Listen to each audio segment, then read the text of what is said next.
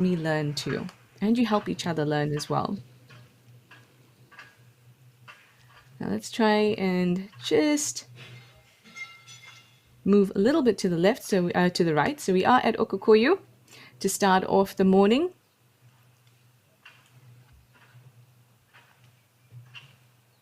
And I wonder if we're going to have the same kind of interaction that we saw yesterday with both the elephant bulls coming down.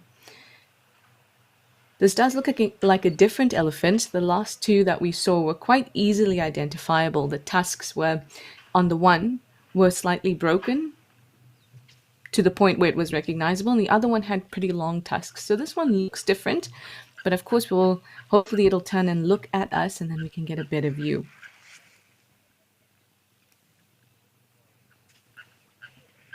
Stunning. Oh, and he's a little bit excited. I wonder if it's really warm or if it's there's a bit of a breeze like there was yesterday. That will really determine the type of activity that we see, not only here at Okokoyo, but at our other locations too. So let me send you over to have a look at just what the weather is doing.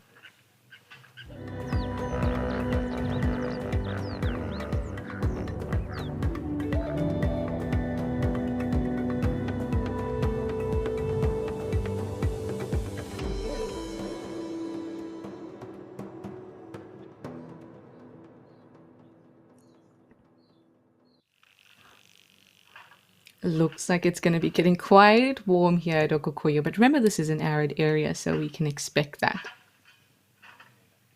Now we've got a Gemsbok that's come down as well towards the left.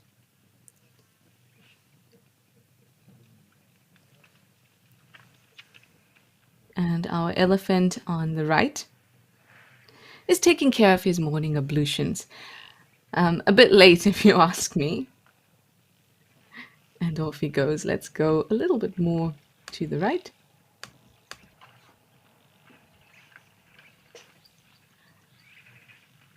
Now, obviously, you can see that he's feeling a little bit excited. It's all hanging out, and that's something that's quite common. They don't really have to be other elephants around for a male elephant to feel like they've got to show off how big they are. They can be alone, and because all those things are regulated by hormones. So as long as it's feeling a little bit big and strong and wants to show off just how big and strong it is, then its penis will hang out in that way.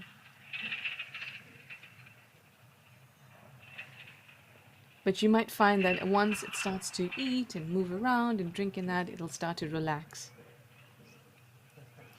Oh, good morning, Carol. Thank you for joining us for Escape to Nature. You say we're off to a good start already.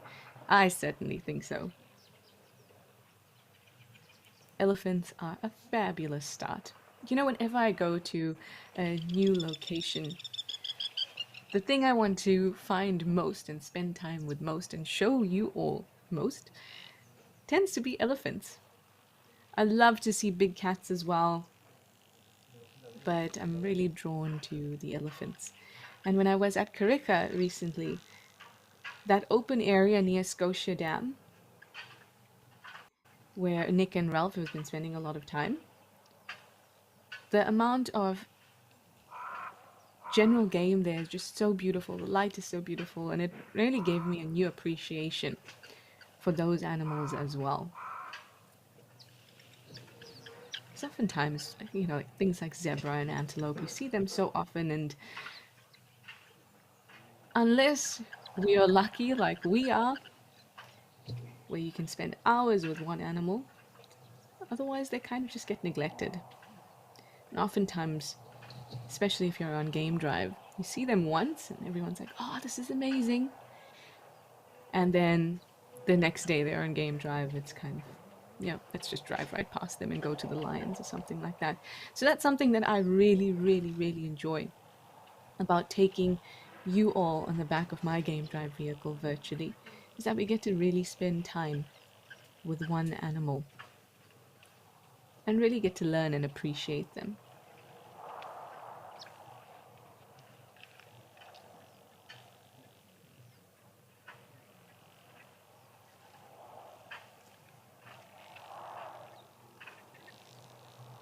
Good morning, Catherine. Thank you so much. It's a pleasure to be on the cameras with all of you. I will be with you until the 5th, whenever that is. Wednesday, I think? It's such an interesting observation. So, I've always said to you, in fact, all of the guides say to you that when we're in the bush, every day kind of melts into one day, one long day. And it's the same thing is happening when I'm on the cams. I find that really, really interesting. I wonder what it's like for this elephant, whether it all seems like one long day being out in the bush.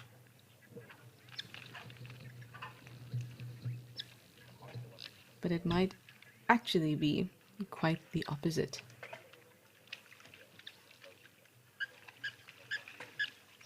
As a, I mean, this is still kind of newish research, but it appears that for smaller animals, time goes slower than for larger animals. And it has to do with the amount of frames that we can fit into a second. So for us, we have a certain amount of frames we see per second. I can't remember what it is. Something around 40, I think, 40 or 60. Whereas for a smaller animal, they're getting a lot more per second. So they're getting a lot more information that they're processing per second, which changes their perspective of time, where it can seem much longer. Like, have you ever, I mean, I remember when I was a child and it would seem that adults will take forever to come back from work or to take me to the park or whatever else. And I'm sure that you've experienced that as well with kids, is that patience is not exactly their virtue, but it may actually have some scientific backing. Because they're smaller, they may be processing things a lot quicker and a lot more information is coming through. So what would appear to us to just be 10 minutes might actually feel a lot longer for them. Now, larger animals are like this elephant, like whales, are processing less in a given amount of time. Their movement is slower, etc. Their body processes are slower.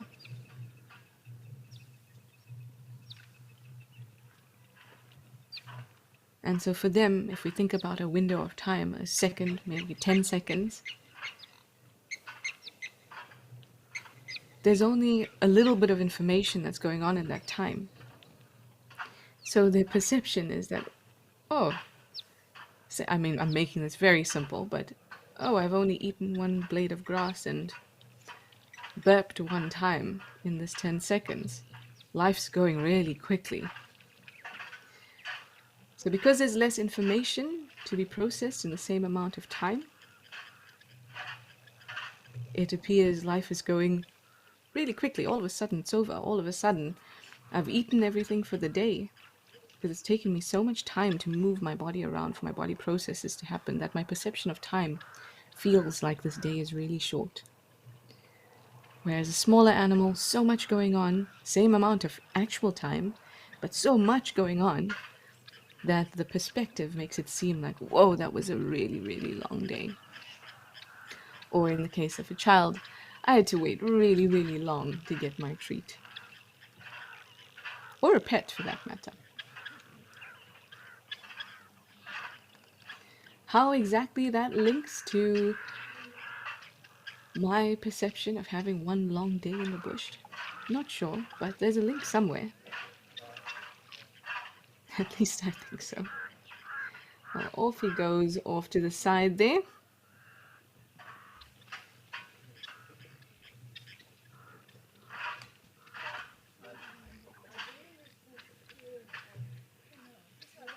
Catherine, you say there's never a dull moment with elephants. I think so too. They're always doing something. There's always movement. And I think that's one of the reasons that I like spending time with them. They're slow and purposeful,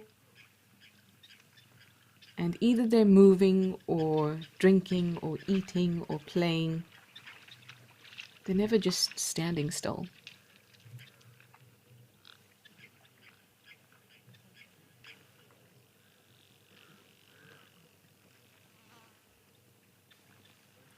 Off he goes, so as soon as he walks away, we'll move back to the actual waterhole and see what's going on there.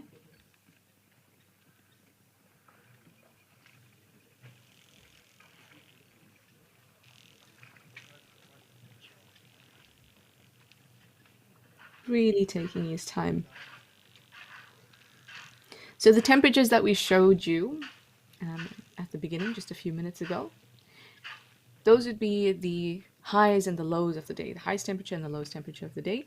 So right now it's probably not up to 31 degrees Celsius, probably just a little bit under, but that's still going to be pretty hot for this time of day.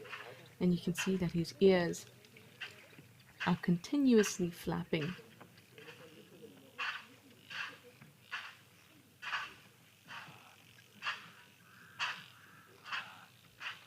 That allows him to create a little bit of a current, an air current behind his ears.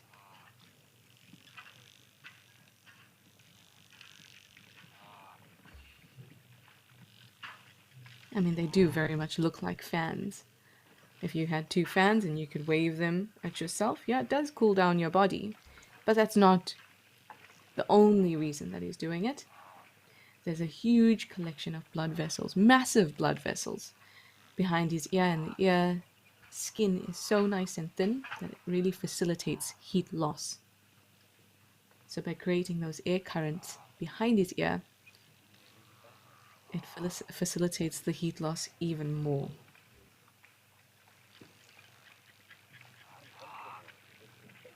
I can't even imagine the amount of heat that is being generated from such a large body, a dense body, heavy body,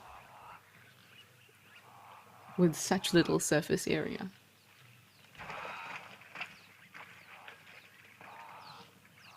And it's amazing to think that an animal that large still has the homeostatic ability to regulate its body temperature to the same temperature as ours. 37 degrees Celsius. Give half a degree or so.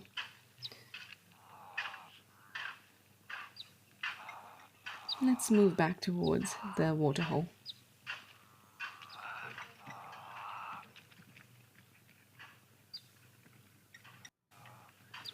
Okay. That was a lovely start. Thank you, Ellie. But we shall now leave you on your way.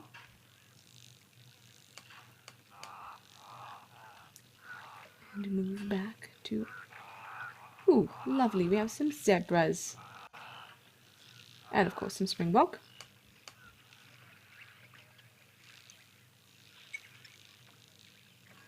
And some gemsbok. Our usual suspects.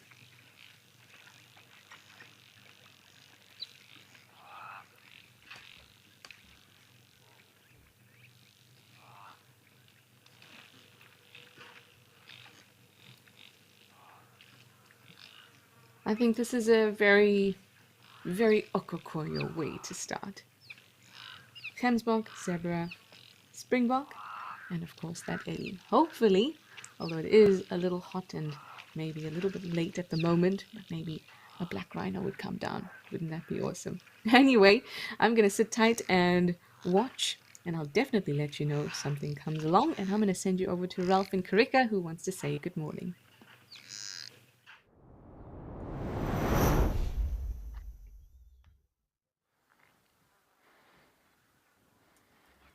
Molweni, good morning everybody and welcome to Escape to Nature, where I'm coming to you live from the Kariega Game Reserve in the Eastern Cape, down at the Scotia Dam, where there's lots of activity currently, lots and lots of impala, and there's some giraffe coming down for a drink now.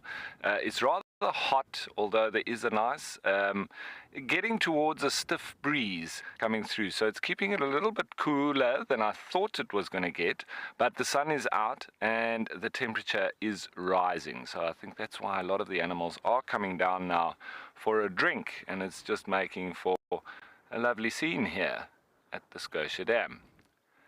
Yesterday we did have some of the giraffe who, they were settling their differences, a couple of bulls that were necking, and they went about it for quite a long time.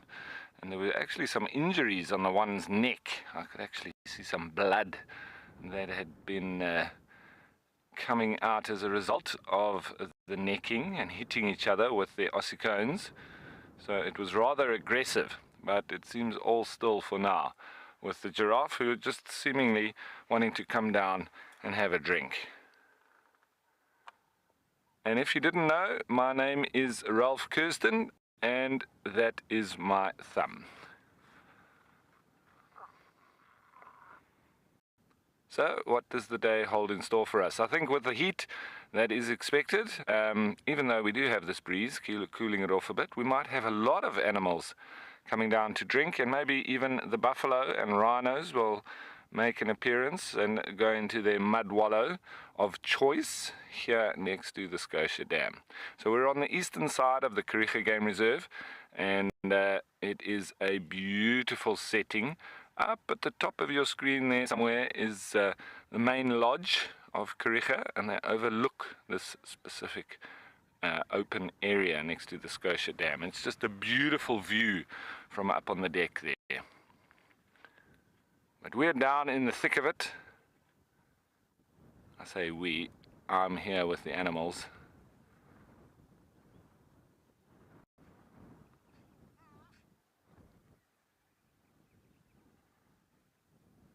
And as always, don't forget that this is an interactive experience, so we'd love to hear from you. What would you like to know? What would you like to chat about? And you can do that by jumping on board with us and going onto the Wild Earth website or onto the app, subscribing, and please send through all the details. We'd love to know.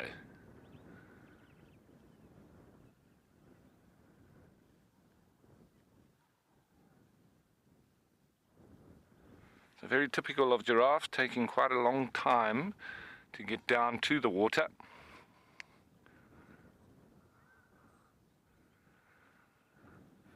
So Maureen, giraffe, their social structure, we do say, is a loose association. So they generally don't, in big reserves where there's big numbers of giraffe, they rarely mingle. They move in and out of different groups. There's no set social structure. So I like to say they're a bit like the hippies of the bush, free love and all. And they don't sort of take on a particular herd of females if they were a male. They generally just move and groove. They go into groups of females, they go out, sometimes they're in bachelor herds. It's really dependent on the geographical location and the population of the giraffe within it. And it's just every place is different. Here we do find them moving in groups. And that they're a gregarious species. They still like to be around other giraffe, and males like to assert dominance over each other.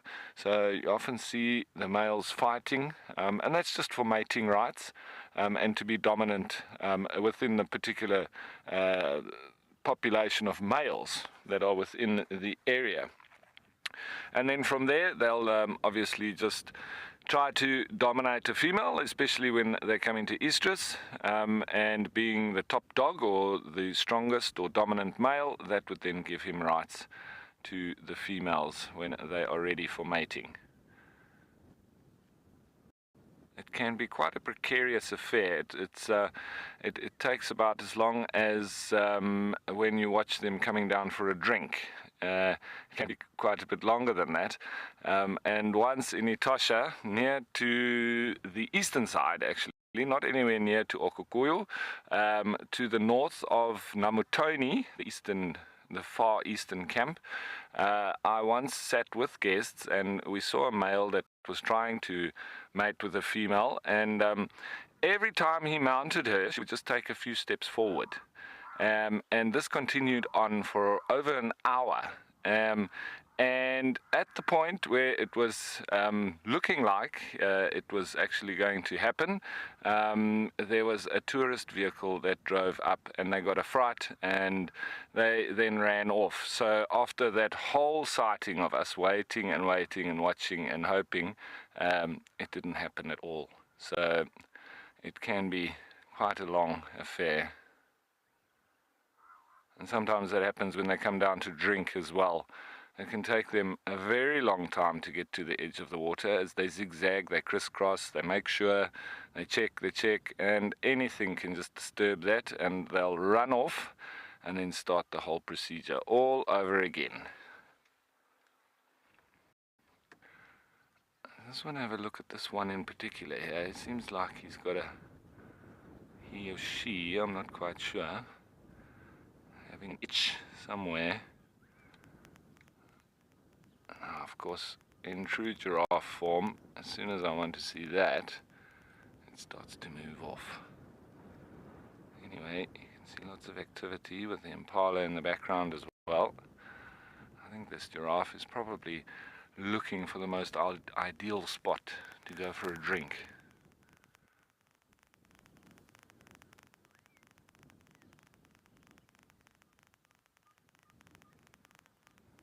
You may hear in the background the ever-present red-fronted tinkerbird. Ding, ding, ding, ding, ding, ding, ding.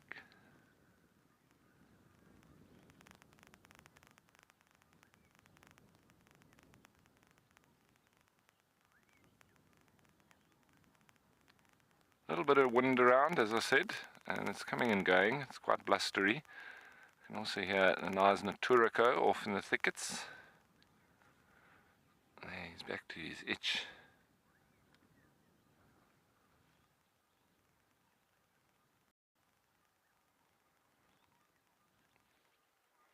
Looks like a female actually from here.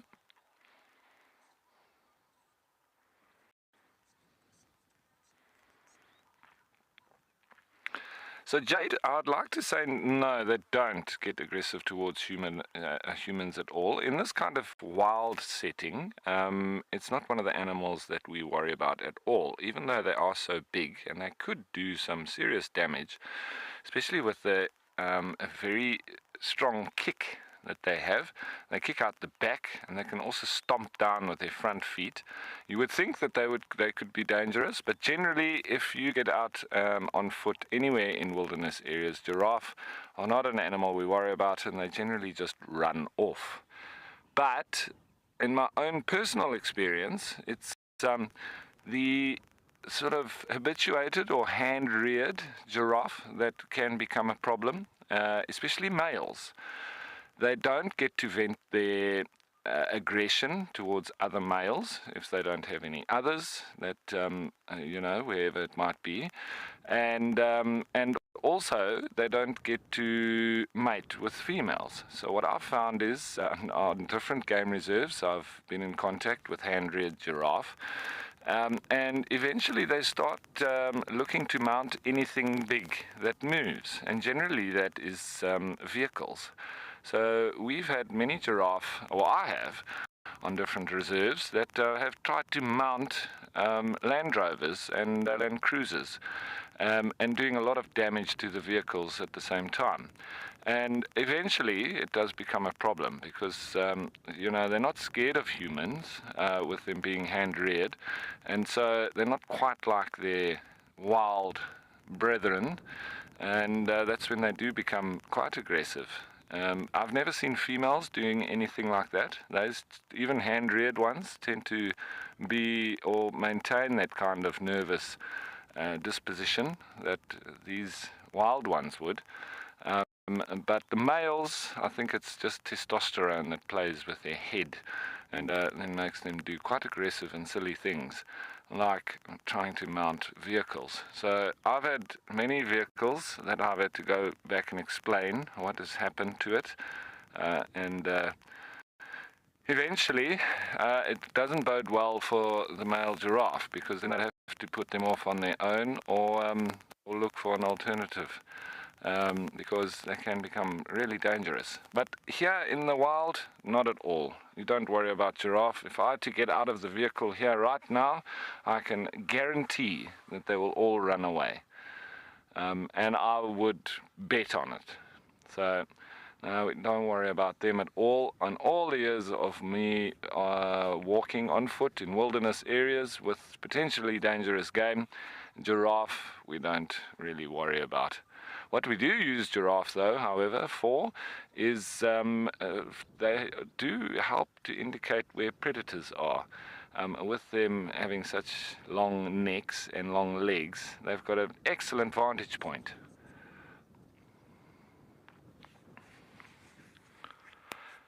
So that is the story of the giraffe for now. Well, I'm not moving anywhere. I'm staying right here at the Scotia Dam, enjoying my time with the giraffe. But let's go and see what Trish is enjoying her time with.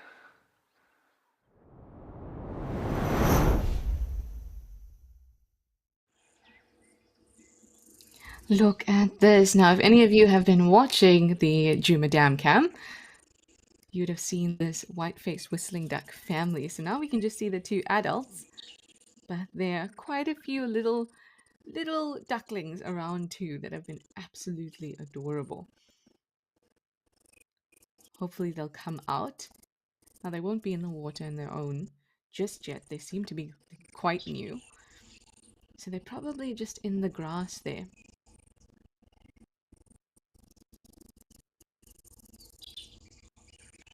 But I hope that they will pop out very, very soon. White-faced whistling ducks are just such a beautiful animal to see. A lot of the time when we're seeing ducks and or Egyptian geese rather, and their little goslings, we see them quite often. But the white-faced whistling duck, we don't get to see it as much, so we will pay a little bit more attention here. But let's go over to Okokoyo for a little bit.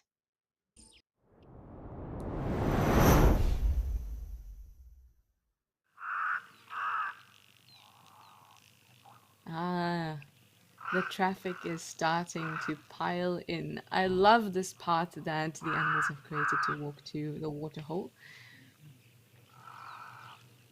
Sometimes it can feel quite artificial when you see animals moving like this, taking a path or walking on the road, and you think to yourself, well, these are wild animals. Why should they use the road or use a path?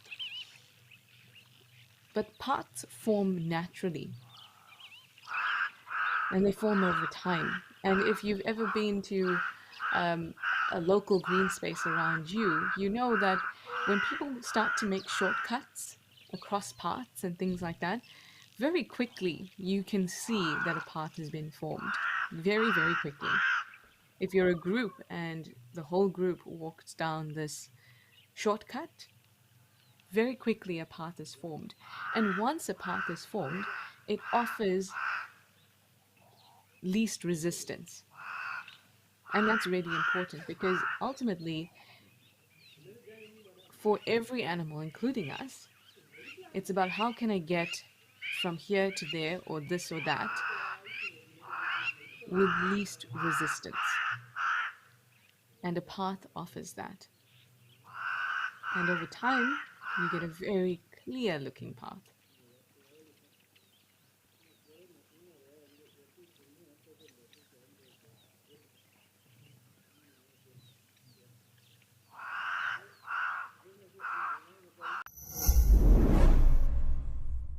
Wild Earth family, we need you to become a Wild Earth explorer so we can continue bringing the magic of nature to people all over the world who can't afford to pay. Everyone deserves the right to enjoy nature, please help us make a difference by paying a small monthly amount. Join us in giving back to our planet by supporting this worthy cause. Let's forge a special connection between people and nature, inspiring conservation efforts worldwide.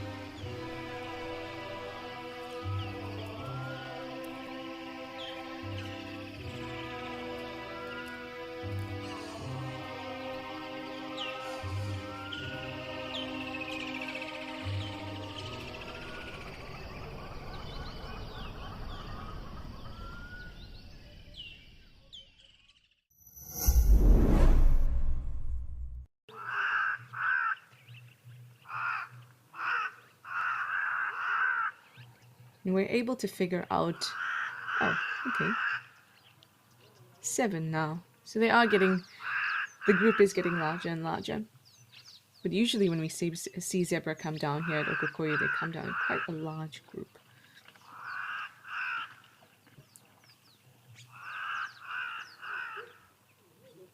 It's very difficult to sex zebras.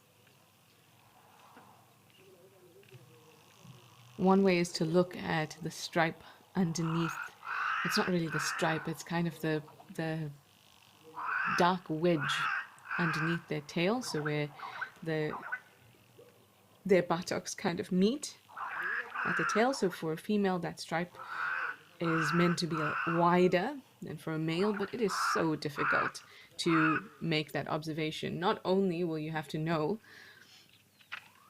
well, not only will it have to pick up its tail and you have to, have a good look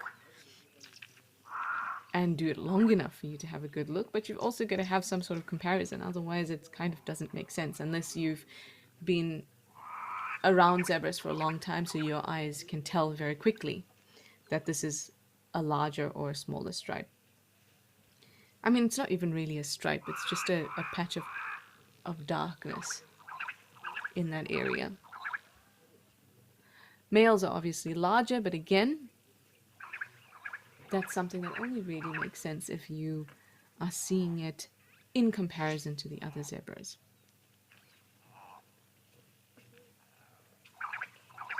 Now, all their genitals are able to be pulled up into their body, so that doesn't help. Though, if you're lucky, like I was at Kariga recently, you get to see it all hanging out. And once you see that, then you can be very sure that you're looking at a male. There's nothing as good as just having a look between the legs to make sure that you're looking at the right sex.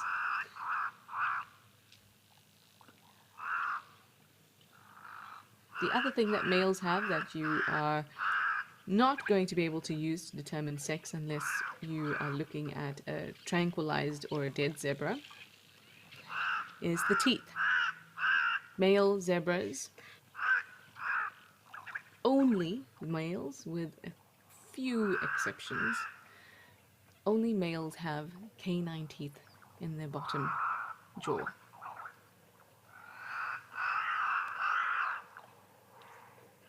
Now, most herbivores do have canine teeth. Canine, remember, just refers to the type of tooth and the position in its mouth. So when we say canines, we obviously think of, these long canine teeth of dogs and cats and baboons. But it's just because theirs have been elongated in that way. But most animals will have canine teeth. It's just that they are shaped differently. So we call the canine teeth that zebra have incisiform canines. So they've kind of been flattened to be spade-like, like incisors, which are the front teeth, kind of like the bunny teeth. And I know when I say that, you know exactly what I mean. So those front ones that you would bite a carrot with if you were a bunny, because that's where my mind went to.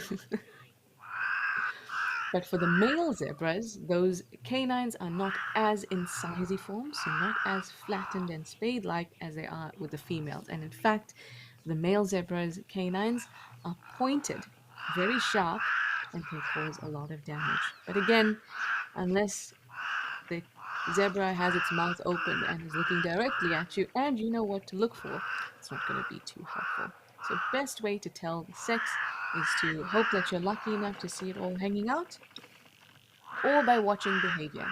The males are going to fight a lot more often, and there's only going to be one mature male in a herd.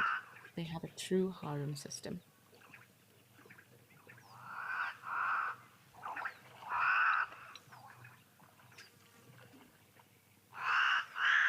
Hi, Lulu. You'd like to know how the females protect themselves from predators, just as they're walking off there along that path. So, Lulu, to start off, the males don't protect themselves from predators using those canine teeth. Those canine teeth are really to inflict injury on other males, because there's so much competition for mares and for fillies, for young females that are going to be kidnapped from their harem or from their herd to be pulled into a stallion's harem. So those canines for males are used to attack other males. They're not really for predatory defense. I mean, can still cause damage, of course, but their main way of avoiding predators for females and for males, or rather protecting themselves from predators, is going to be sticking with a herd, so sticking together. We often hear about how zebras dazzle predators. It's a little bit more complex than that, but it comes down to a predator being able to single out one individual in a herd to be able to go for it. Because, I mean, if you're trying to go after the whole herd, it's not really strategic. So that stripe pattern, that black and white contrast in color when they're all together, and considering that most predators have poor color eyesight, that helps them to avoid predators. But that doesn't really help them once someone's being singled out and the predators are already around and know that there's zebra here and they want to hunt them. At that stage, there's a couple things that will happen. One, it's every man for themselves at that stage. Everyone's running, and they can kick really, really hard. I mean, I've seen a lion get kicked by a zebra just at the jaw, and I don't know if he broke his jaw, but and it didn't look like he got really injured because he seemed to recoil quite quickly, but it looked like that would have broken his jaw. So that's definitely one line of defense. And if you've seen zebra run, though they're all running, they run quite close to each other.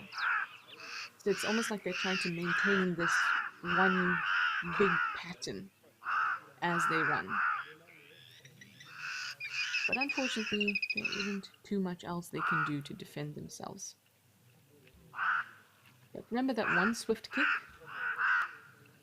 can really, really cause a lot of injury.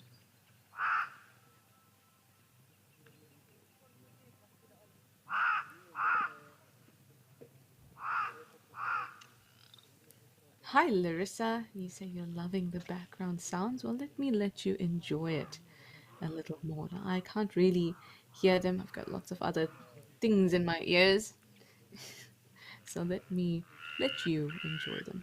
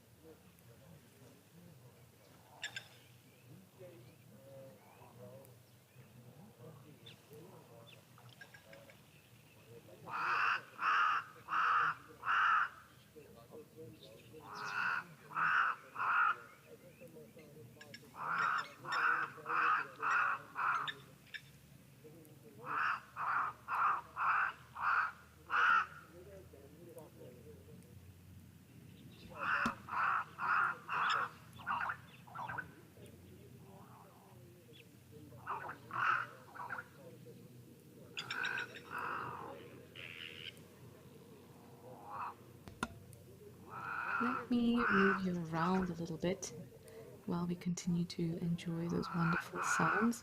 It really is so relaxing, and I think that escaping into nature is not only about experiencing all these animals and learning about them, but also about immersing yourself and being able to connect to nature, which is our mission.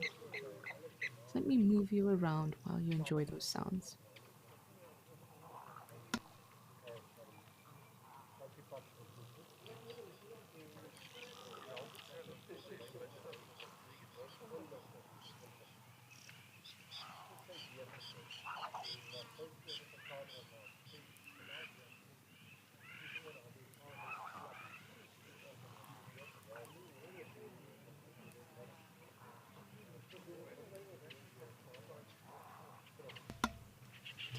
Well, my camera movements certainly weren't as relaxing as I was hoping them to be.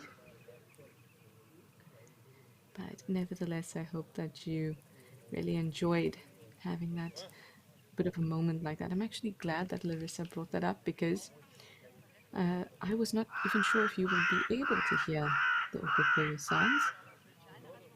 And now that I know that you can, I'm going to give you a lot more of these moments to just enjoy the experience. Enjoy you being in nature.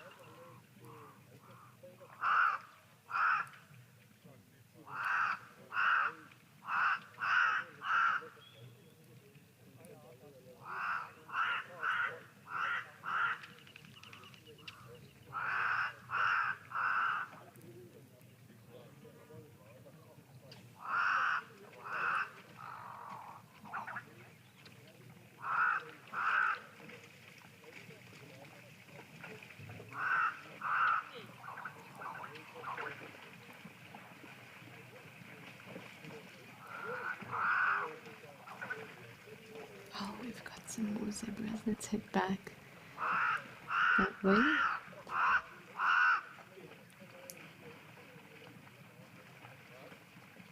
Wow. Now this is a huge group.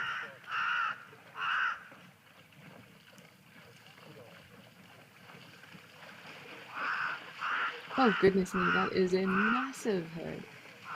And I see more coming through just at the back. Gosh.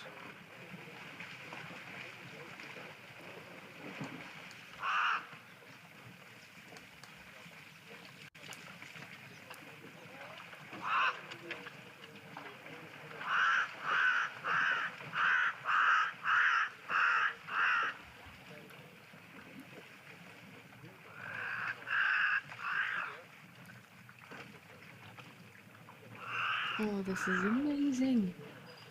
Now you can really kind of see the dazzling effect. I know we call it a dazzle, but I don't really like that word.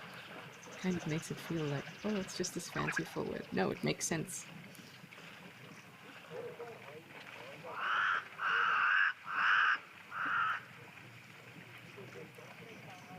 Can you see how hard it is to try to figure out where one individual starts and the other and ends and where the other begins?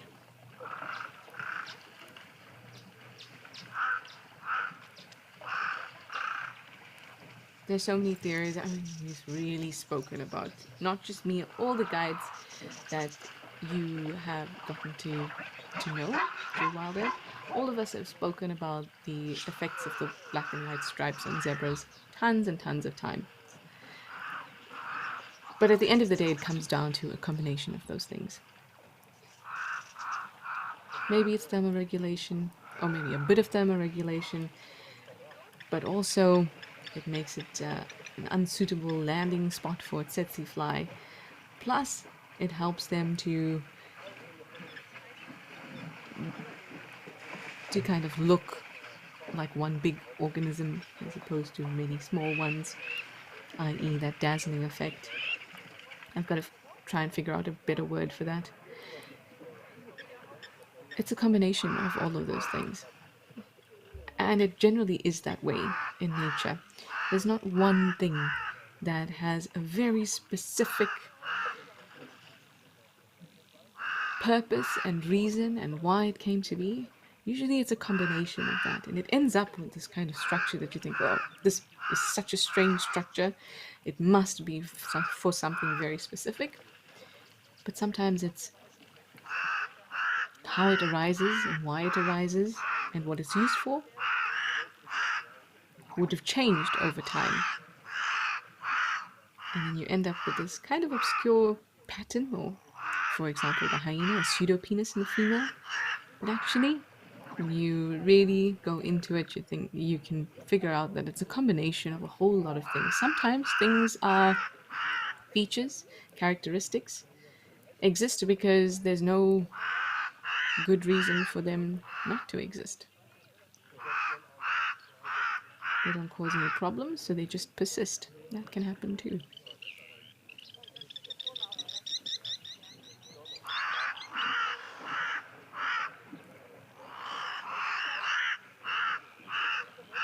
I hope you can hear the movement of the water as they walk, and maybe as they drink too.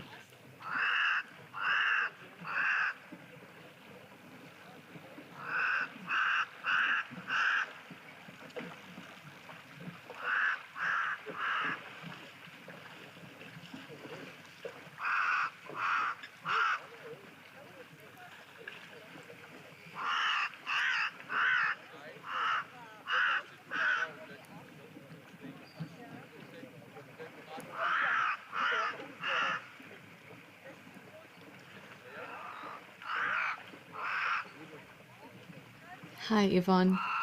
You say there's something magical about this scene. I agree. Just so many of them. And they look really relaxed. We've spoken so much about animals being nervous around the waterhole and all of that kind of thing. But here they look so relaxed. And just on cue, there's a bit of a panic.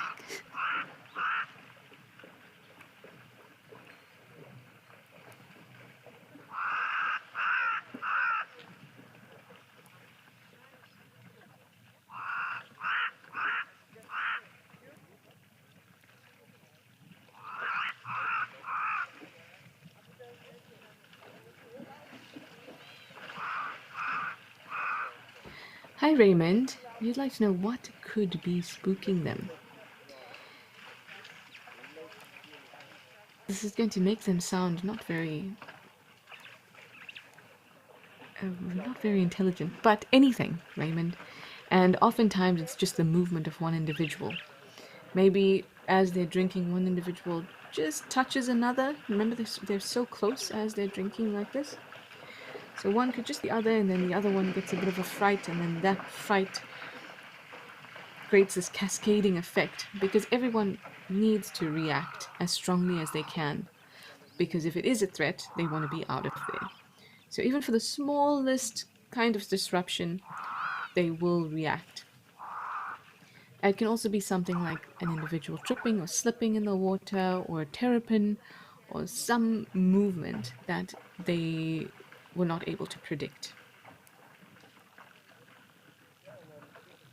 And also remember that when animals come down to drink, any animal, any mammal that is, they have to put their heads down.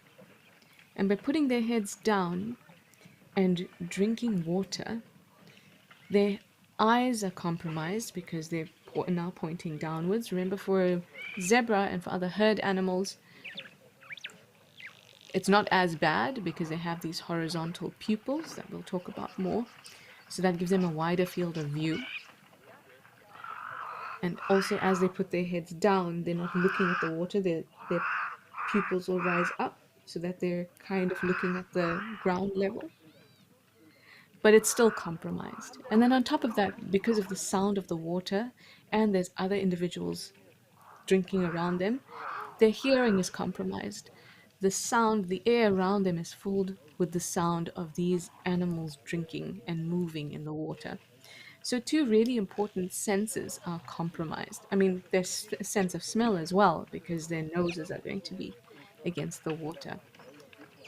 So they're a little bit extra on edge. So they're going to be very reactive to anything that seems out of the ordinary, anything they were not able to predict, whether it's a sound or a movement or a touch. So it could have been really anything that spooks them.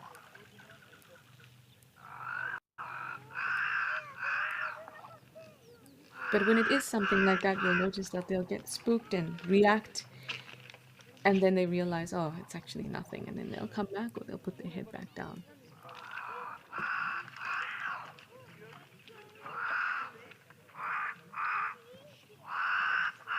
I really have grown to appreciate zebras a lot more, especially since being at Amakhala and particularly Kariga, where there are so many wonderful and relaxed zebras, like Stumpy. Is that what Ralph called him? I love that zebra. I just called it the zebra with the half tail, but Ralph has gone. Stompy, okay, it's Stompy. Ralph has gone and given it a great name. So let me send you over to Ralph, who's got some zebras too. I wonder if Stompy is there.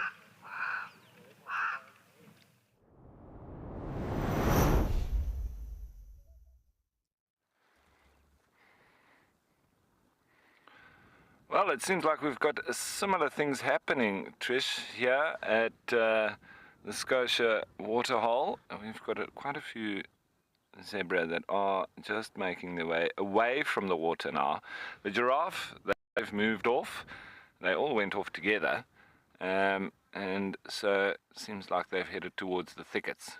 Now, I'm just watching this group here. The one difference, you probably won't have any blesbok there in Okukuyu, where here we do. So, slight difference in the locations. I'm just going across because there's a couple that are sitting nicely resting on each other's rumps, their heads, top to toe. We pan across there. There they are, all busy swatting flies with their tails. Trish wants to know where Stompy is. I went on a little drive just now, just to go and have a look around, and I did see him down in the thickets. And I'm sure he's going to make an appearance a little bit later. It seems like he is everybody's favorite. He's definitely mine, with his really strange little flicky tail. Half tail. It's probably been bitten off by one of his compatriots. Shame. But nonetheless, he seems to have himself a lovely harem, so it doesn't seem to be playing at any disadvantage for him, except that he's got to flick it around a lot more than these zebras do that all have their full tails. His is constantly backwards and forwards. He doesn't have that lovely hair that these do. Let's see if we can go in even further there.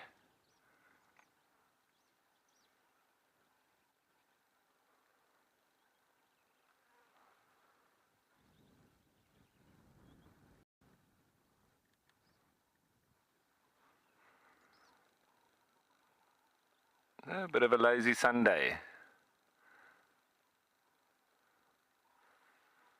I'll probably head off and feed in a little while, because being hindgut fermenters, they do need to eat a lot more than the ruminants would per se.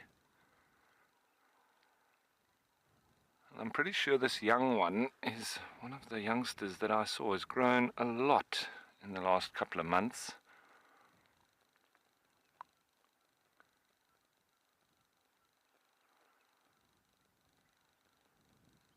But it's lovely to watch the social interaction. Zebra can be very nice to each other, but they can also be terrible towards each other, kicking and biting, but it's just nice to see them being a bit loving now.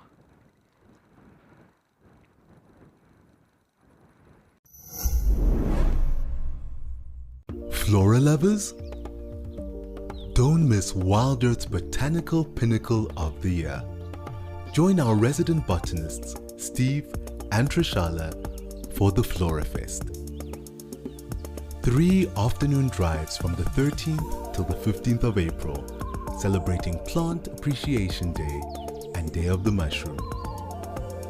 Wild Earth, it's in your nature.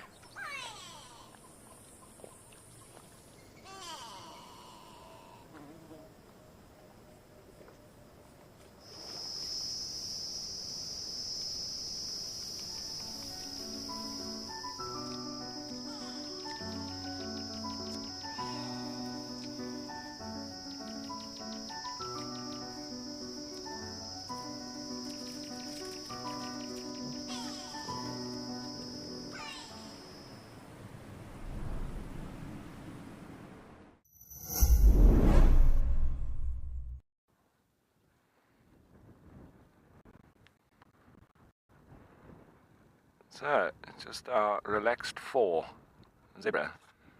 There are still a few more around, but just liking watching these guys. So Llewellyn, it can be well over a year that they will nurse the youngsters. They obviously only after a month or 2 they'll already start feeding on grass, but they'll continue to drink from the mother and have a mixed diet. And stay very close to the female as well. And depending if it's a male or a female, the males generally, eventually, they'll get pushed out. They get a little bit too boisterous, and the stallion male, he'll chase them away. But he may keep the females within the group, and it can include the youngsters. So, but then generally the timing of that female coming into mating maturity or sexual maturity would normally coincide with other male stallions having driven that one out. So that's what would generally stop the inbreeding of zebra. So it's important that you do have a healthy population of upcoming young male zebra in order to be able to chase the dominant male out of that particular spot where he may be able to take over some other harems. Now remember also, zebra are not territorial, so it wouldn't be chasing them away from an area. It would be taking over females and harems and moving in different areas where there would be good grazing. But yeah, so zebra not territorial at all. They're just territorial over the different females that they keep within their harem.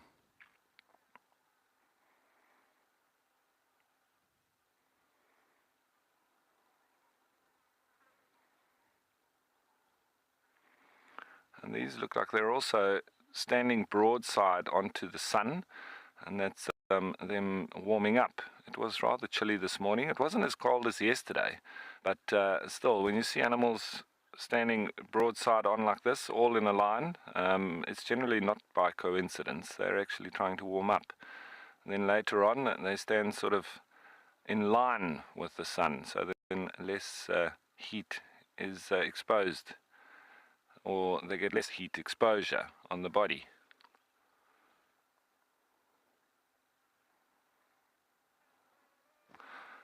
A bit sad I wasn't able to find the jackals this morning. They weren't out and about like they were yesterday. I think yesterday, because it was colder later on in the morning, I think that's why they were active a little bit longer into daylight. And that's what we can expect going into winter. The little predators, and predators in general, are remaining active later on in the morning. As soon as it gets hot, they head for cover.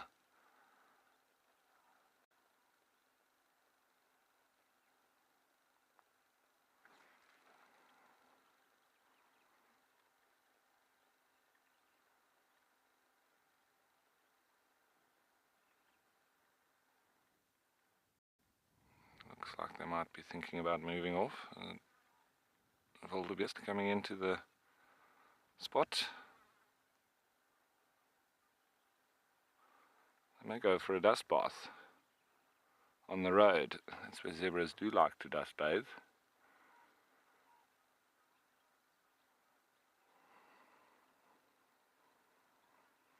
Sometimes, I just want to have a look, they also do feed on soil. I don't know if that's what they were doing. They were just eating the grass on the road there.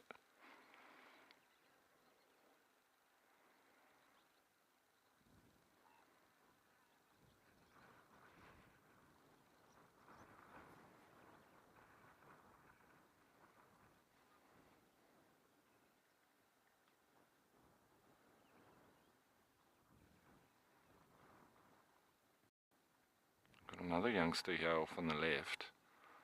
This one looks like it's been a little bit too much this morning. So gone for a nice little snooze. Yeah, some crows off in the distance. And white-necked ravens.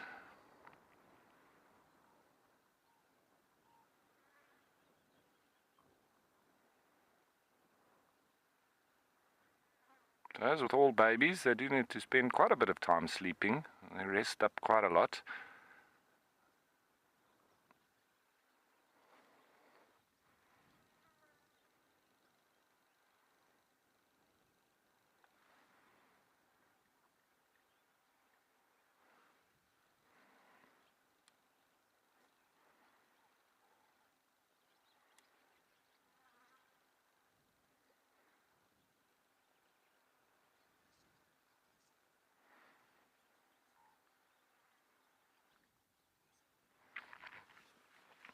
So Casey, zebras are bulk grazers, so there's not too much that they don't feed on. But when we talk of palatability of grasses, it's all down to the taste.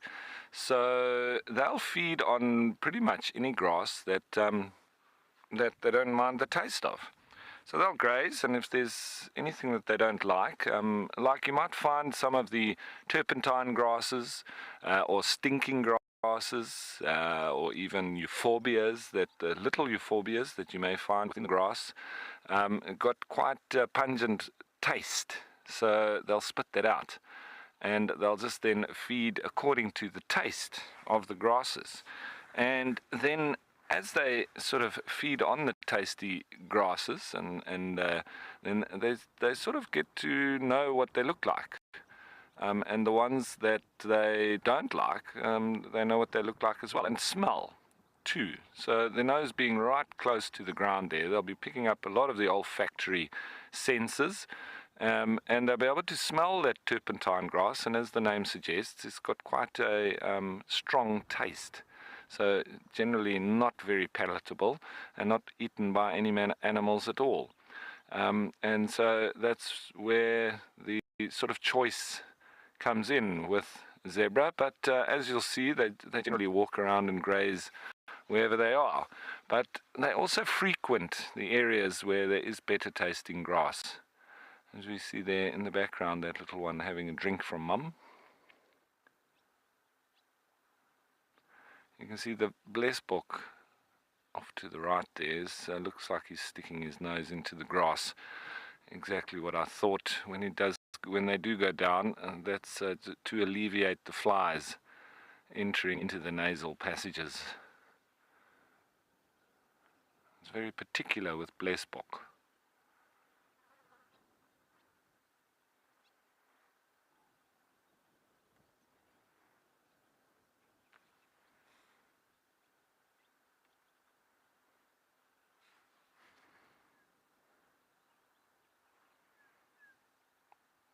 A nice little group of animals here. Wildebeest is probably a lone bull, who are territorial, as opposed to the zebra, who aren't.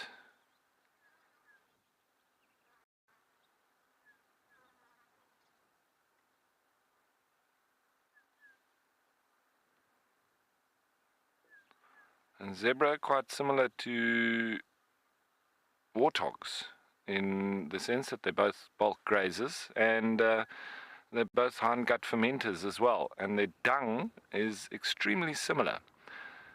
The zebra has got just more of a kidney shape to the dung, whereas the warthog is more rounded. But you can very easily mistake the two.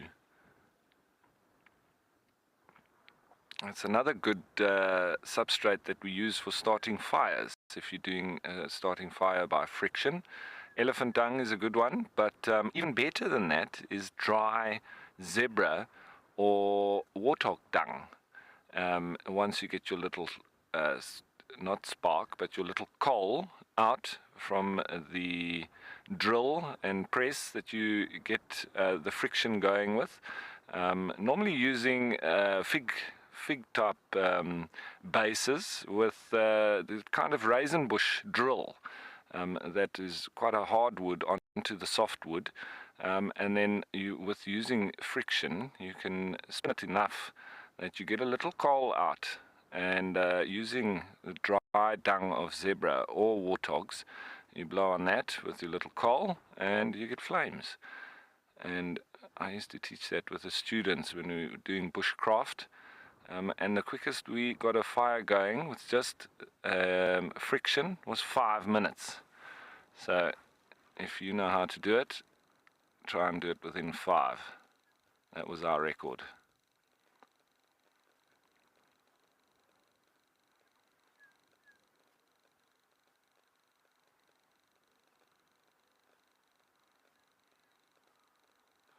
Here a little Cape Longclaw with this typical cat-like meow.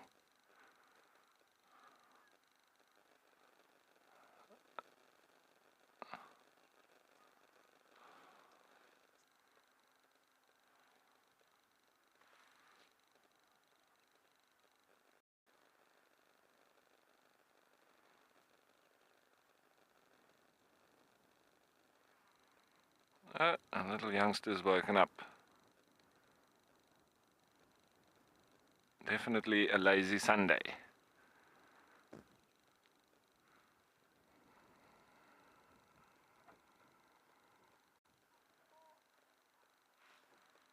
There's a female Inyala now coming through. You don't often get to see them out in the plains like this. And our youngster's up and going. Gonna catch up with Mom.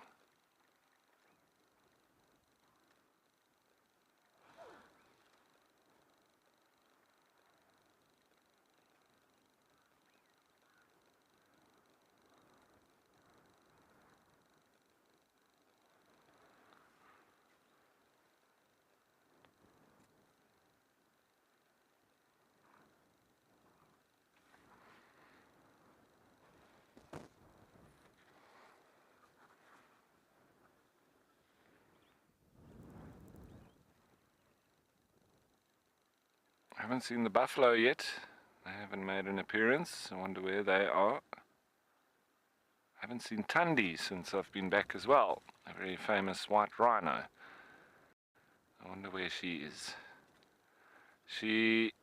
We're expecting that she should be dropping soon. So maybe, who knows, maybe she's gone off to give birth. That would be amazing.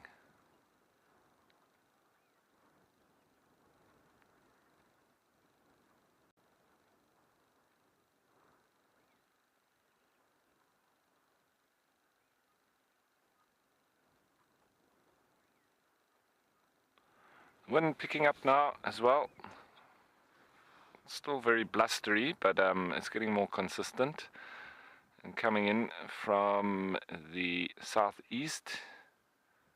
It's a predominant wind here.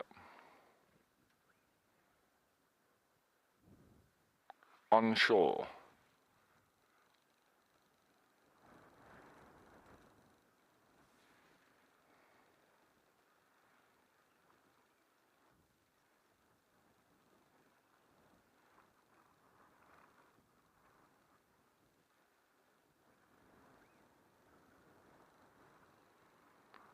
So just the one lone female Nyala, just wandering through there in the middle.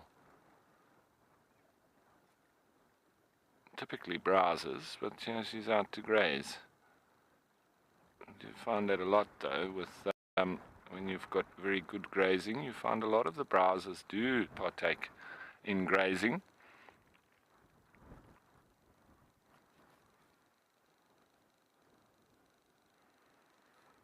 And Nyala are also one of the animals that you often find around lodges.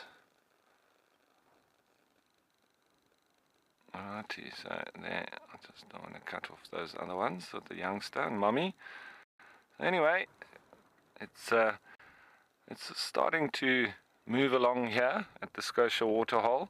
The wind coming through, but the animals are just enjoying a nice lazy Sunday. But I'm hoping that Andrew over at Amakhala is not being too lazy this morning.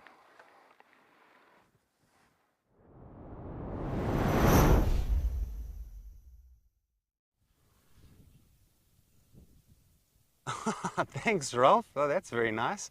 But good morning everybody. It's almost afternoon time now. But yeah, welcome to the Eastern Cape Province here at Amakhala Game Reserve.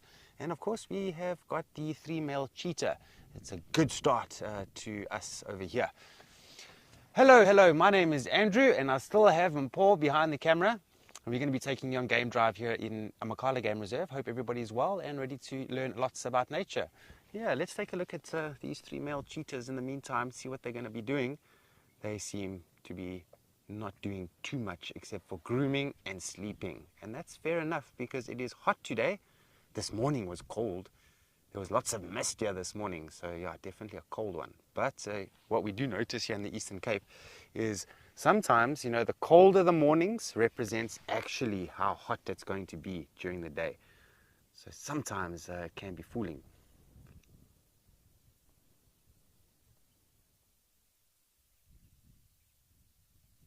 Look at those tails. All 3 of their tails are just doing their own thing. Shame.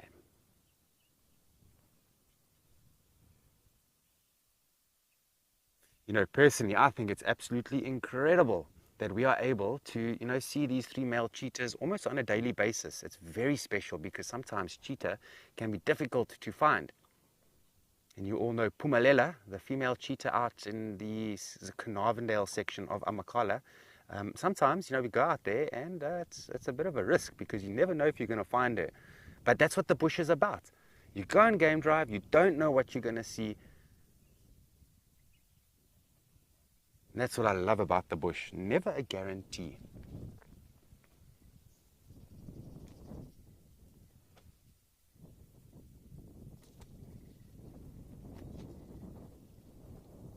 It's actually quite funny because this morning I was hearing early this morning at about 4 o'clock in the morning, I was hearing some funny sounds outside our accommodation. I was just wondering if these 3 beautiful male cheetahs managed to catch something outside our accommodation, and that wasn't the case. I'm still trying to figure out what was making those funny croaking sounds. It's a sound I haven't heard before, but it did sound like an animal in distress. Are you going to go take a seat over there? Thank you. Just wonderful.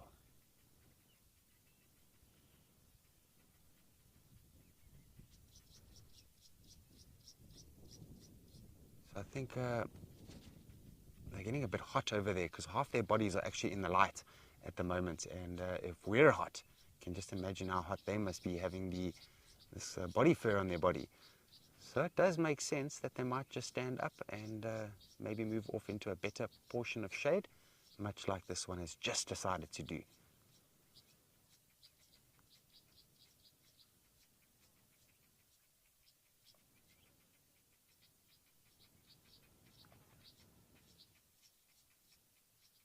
Now remember, there is a reserve policy out here on Amakhala. We must maintain 15 meters, and now that this one cheetah has stood up and has sort of ventured closer to us, we are no longer at 15 meters. So I'm just going to start the vehicle and I'm just going to reverse and maintain the distance that the reserve wants. So just 1 sec.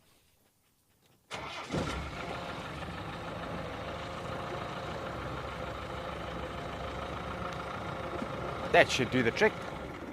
There we go. I wish there was a big tree next to us and we can get a bit of shade. Oh, it's really hot. Are you going to come? Oh, now this one's coming towards us. Let me just start the vehicle. I just want to make a bit more space.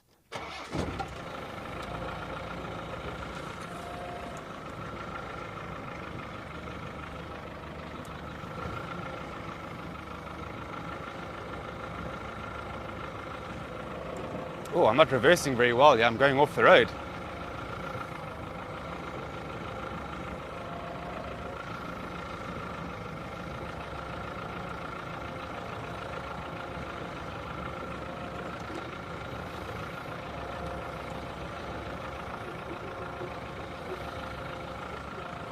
Okay, let me just keep the vehicle idling. I don't want this cheetah to get too close to us. And it seems like this one really wants to start moving around, and I'm pretty sure the 2 others are going to follow. Okay, I think that should be good for now. Let me just a little bit more. There we go. There. We just drove into a hole. It sounds about right.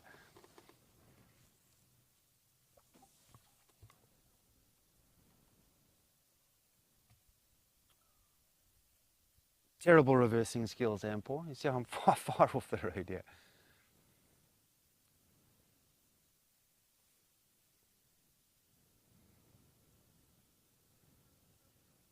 Okay, so another cheetah is up and walking towards us. It makes sense for them to go back to that little shaded spot there.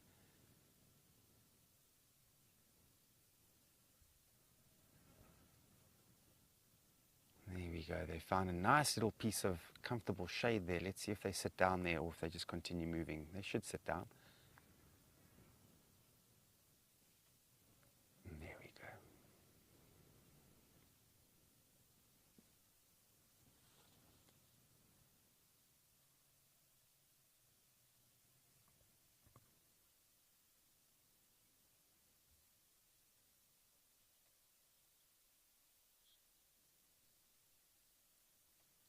Okay, we're just going to watch these cheetahs a little bit more and see if they actually want to start moving, and perhaps if we're not in their way. So we're going to sort of just negotiate that. In the meantime, let's go to Trishala on the dam cams and see what's going on there.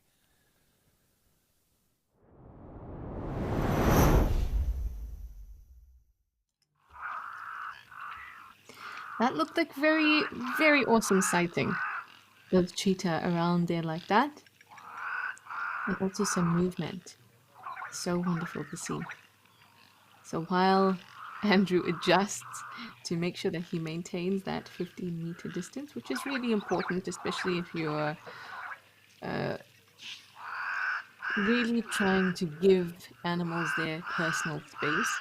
Remember we spoke about personal space previously and how some animals have it's not, when you think of personal space, you kind of think of the human version of personal space. Maybe it's more like a buffer, a zone of comfortability.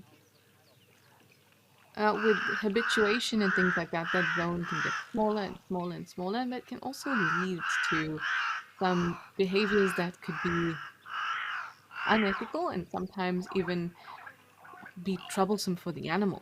You know, if they get too used to people, then they be around lodges and things like that. So it's really important to maintain that buffer zone of comfortability, like Andrew is doing and Amakala is doing with those cheetahs. And that's also the reason that when we see animals here and maybe they get spooked easily, it also has to do with that little comfortability buffer zone. We see it often, and we spoke about it particularly with different species.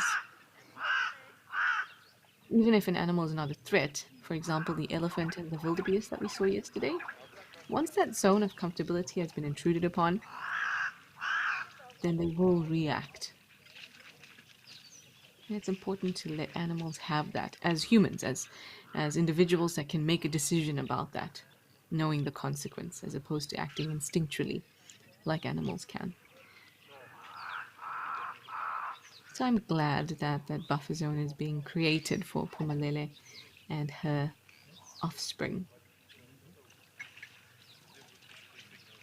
Meanwhile, here at Okukoyo, the greatest buffer zone belongs to our Gemsbok, who is in the middle of the waterhole. Just chillin'. As you should. There's plenty of eyes and ears around to alert it to any danger. Looks like our Abdom stalks are back on the side there. It's really difficult to see though, if it is the stalks or not. The shape's a little bit off, but it's quite difficult to get a closer look with this cam. So we'll just be patient. But regardless, there are some aerial eyes about too. So this is a really comfortable situation for an antelope to be in. They could get clues about what's going on around them and obviously any alarm calls, and so they'll react to those so they can chill like this Gemsbok in the middle of the waterhole.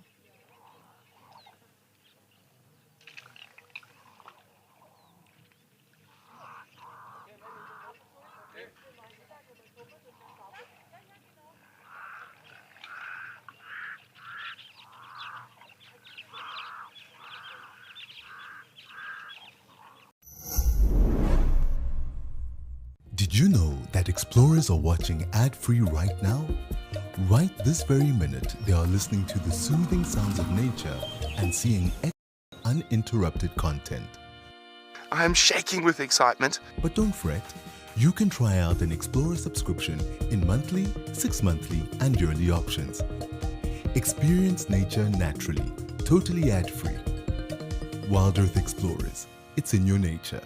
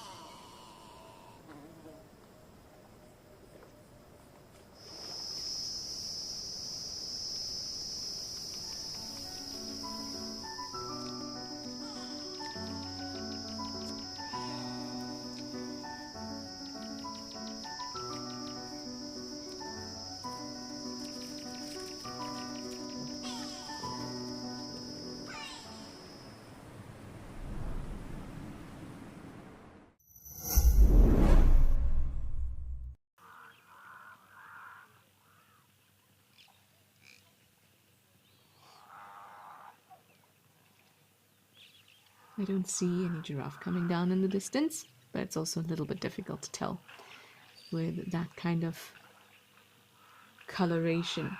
And we've spoken about it. It's so hard to judge distance and size between the waterhole and that band of vegetation at the back.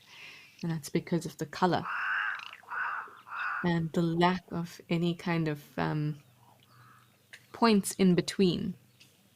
So it really, really messes your perception of distance there. Very few shadows, very few changes in that light. So it's just like a white piece of paper.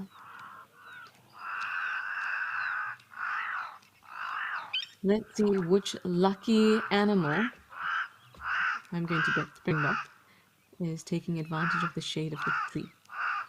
Oh, nobody today.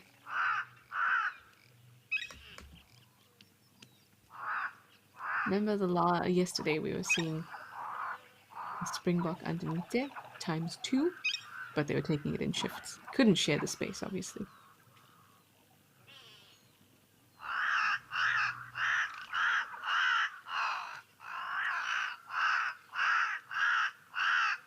It would seem so obvious to us to seek shade. I mean, it's hot and dry.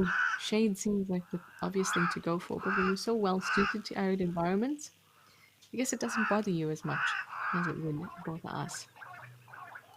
Okay, let's have a slightly closer look at the Genbok having a drink.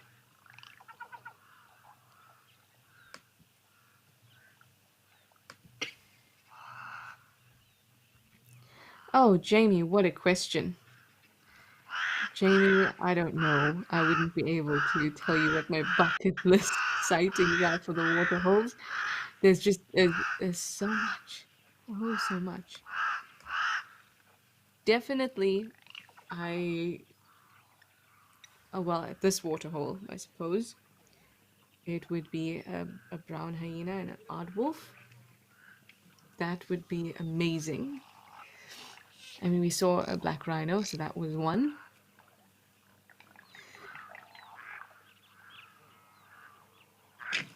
I would, one of the things I really, really like, Jamie, as opposed to just a singular species kind of, to tick off my list. Not that I have a list, but you know what I mean. I really enjoy seeing animals interacting, different species interacting, and just how they react to each other.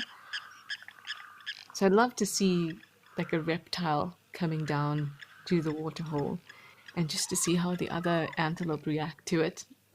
Because oftentimes they don't really notice when there's a terrapin on the side or a tortoise or something like that coming to drink, or a snake coming to drink. Oh goodness, that would be amazing.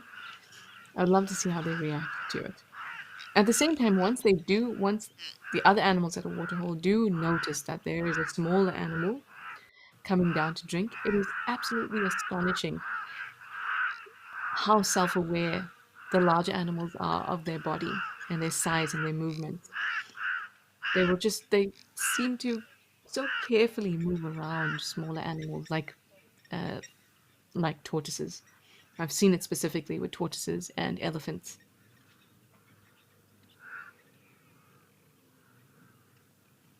I must admit, though, other animals are not as careful as elephants tend to be. They can be very, very gentle and very careful.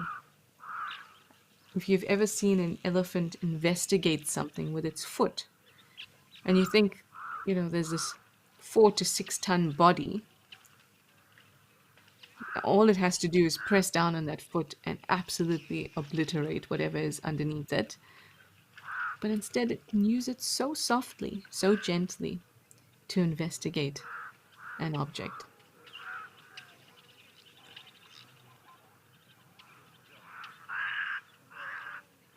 Jamie, what I would also love to see at a waterhole, specifically, let's talk about this waterhole, is I would love to see a herd of elephants.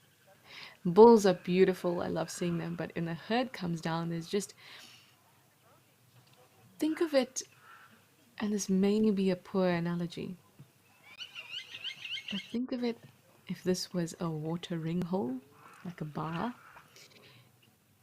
and you're just on your own, or it's just you and a buddy, and you're coming down, and you have a drink at the watering hole. And I mean, that's kind of all it is. You and a buddy having a drink. Maybe you just came down and had a drink on your own. Those are the bulls. But when a herd comes down, that feels like it's somebody's hen's night and they've just come from the restaurant and they've rolled into this bar together and it's just a party. And they're in the water, they're splashing about. At first, maybe, they decided, oh, we'll just have one drink. Just a little sip of the water, we've just eaten. But then, oh, somebody gets a little bit deeper, and oh, it feels so great. Come in, all the rest of you. And then all of a sudden, there's a massive pool party. And that tends to happen with the herds. Males can do that too. And they do it very happily, and it looks like a great time. But it's usually just, one or two of them. So I'd love to see a breeding herd of elephants come down, having a pool party.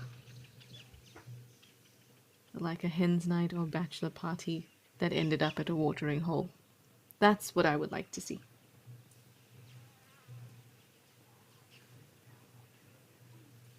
Oh, things have quieted down a little bit. Maybe all my party talk was a bit too intense for the Finnsbok and the Springbok that were around. Now we've just got these two guys having a bit of a drink. Not everybody likes to party. That's okay, Springbokkies.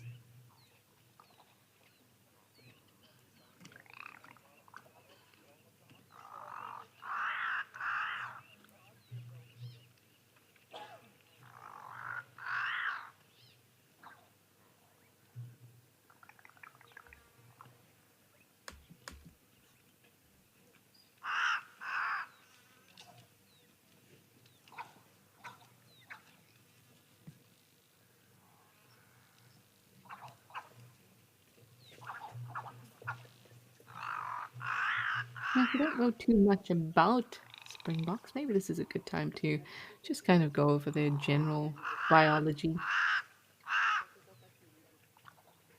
Well, they look quite similar to a Thompson's gazelle. They are smaller. Springboks are actually pretty small, about 27 or between, let's say, 30 and about 45 kg, so pretty small. Both sexes have horns, so that's not something we can use to tell them apart. Both sexes of antelopes having horns is something we see quite often when both animals are involved in defending either their young or a territory.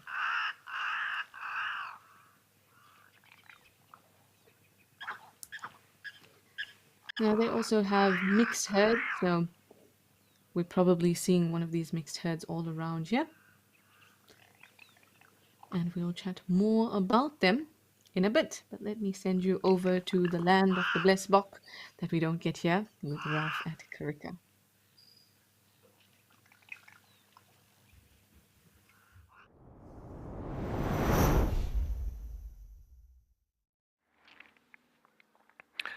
Land of the Blesbok indeed, but it's the waterhole of the ostriches currently here at Scotia Dam. I've had quite a few of them coming down for a drink, and they're very typical snatch and grab. Not very easy to drink if you're an ostrich. They don't have a gullet, so they're not able to swallow like you would normally, suck up and swallow. They literally have to grab the water and throw it down their throat. And it's not every day that you see ostriches drinking either. Them being more adapted to very arid conditions. They don't need to drink, in fact. But you also notice a difference in the consistency of their dung. Where there's a lot of water and you see them drinking every day, or sometimes, here at the Scotia Dam, where if you compare their dung to the ostriches up in the desert, there's a lot of water and moisture in these ones, or these individuals' dung, and obviously the uric acid is really full of water. So they actually expel a lot of H2O here. Whereas up in the desert, you find that the dung is actually just coated with a white on the dung itself, and you don't actually see them spray or have all the liquid as they defecate up in the desert. So it just shows that there they are much more water efficient. And here, where there is an excess of water, they can obviously then defecate a lot of water out that they don't use. Very, very water efficient animals are ostriches.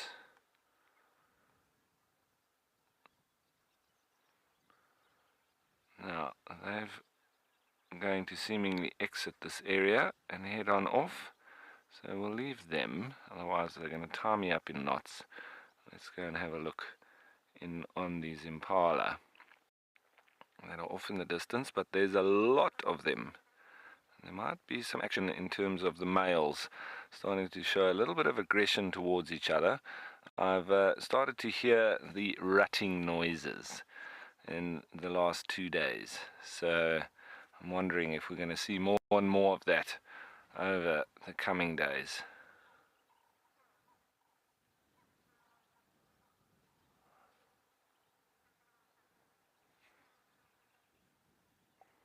So lots of flitting of the tails, flicking.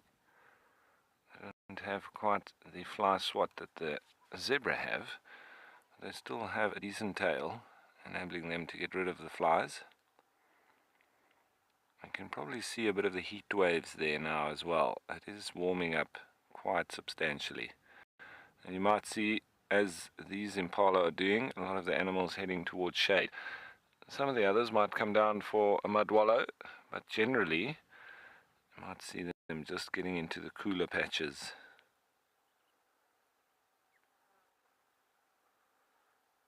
This is really a mixed herd. There's all sorts, young males, older males, females, youngsters.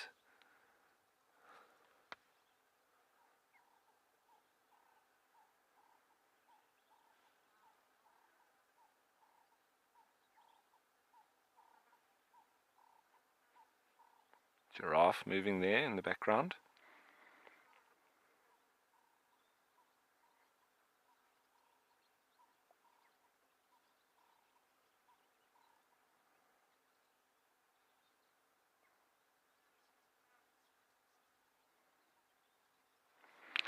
So Janet, I'm just trying to think of an antelope that doesn't go through the rut. I think it's pretty uniform. There might be the odd exception, but generally it's across the board. That's what sort of ensures the males, fight for dominance and for mating rights, and then also enables the strongest genetics to be passed through. So with the shortening of the days, they have that increase in testosterone, and that then forces them to fight it out. And prior to that, you actually find the males moving together in bachelor herds, and they actually form quite strong bonds. And they play a lot, play fighting, but there's nothing too aggressive. And as soon as it starts heading towards winter and the days get shorter, and then they get this increase in testosterone, they just become mad with each other.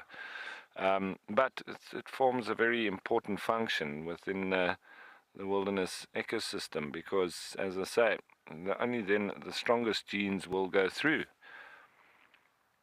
As we see there now, Nyala joining in with the impala.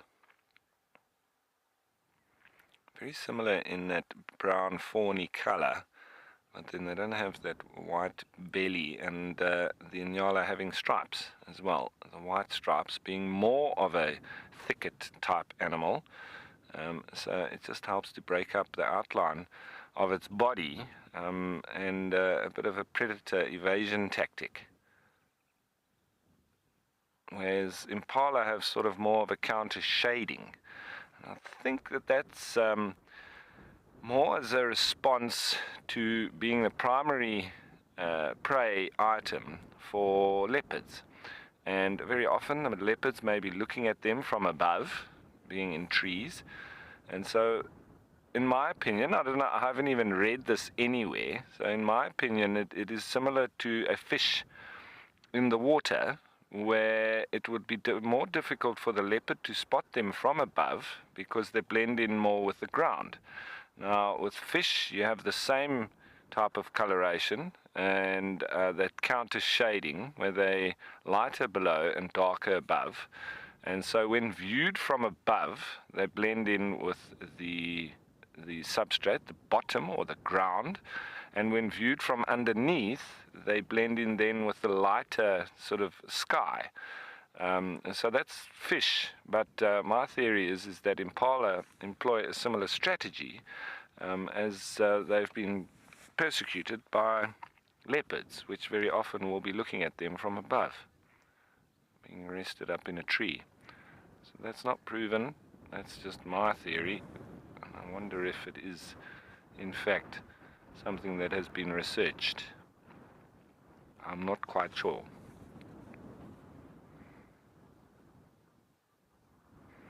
And a beautiful blue plumbago flower in the background.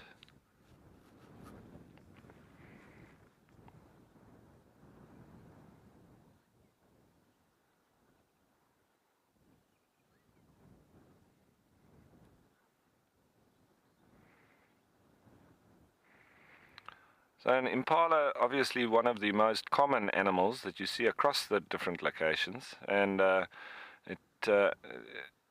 it's always important to note that animals that are very successful like that, and you find in large numbers, more generalists. They're able to survive in many different environments, and they're also able to feed on many different food items.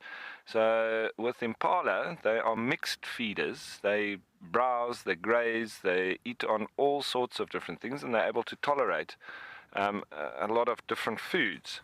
So, and that's one of the reasons that makes them so successful, is whether they're here or there, they can feed. Now there's another group of them just making their way through the middle here, and for some reason it seems that they're all heading off now in that direction. I wonder what spooked them. We do have sometimes the anti-poaching crew that comes through, that does sort of push the animals like that, and the way that they're all moving off, including the zebra, I think there might be movements on foot of the humankind.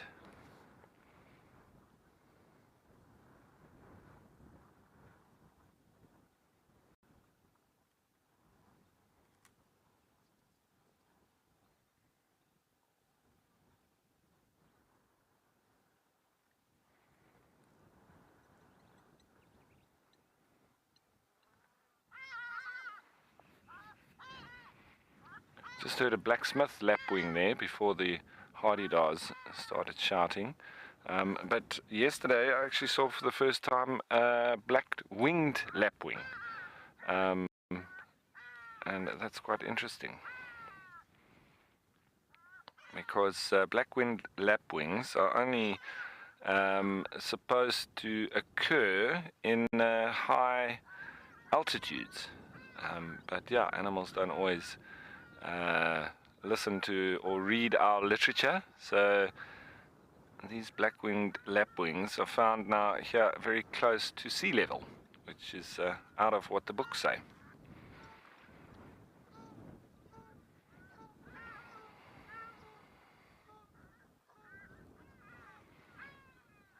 So these guys just moving around a little bit. You can also hear the South African shell ducks, which were calling a minute ago as well.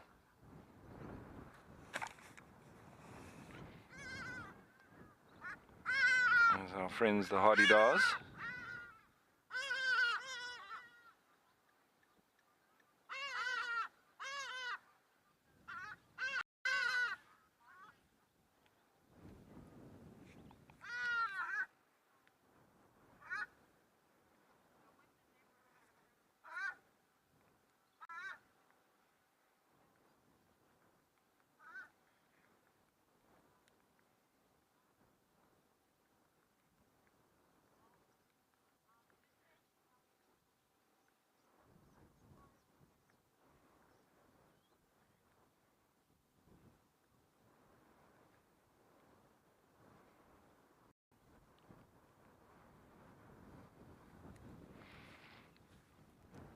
Impala slowly starting to shift off there.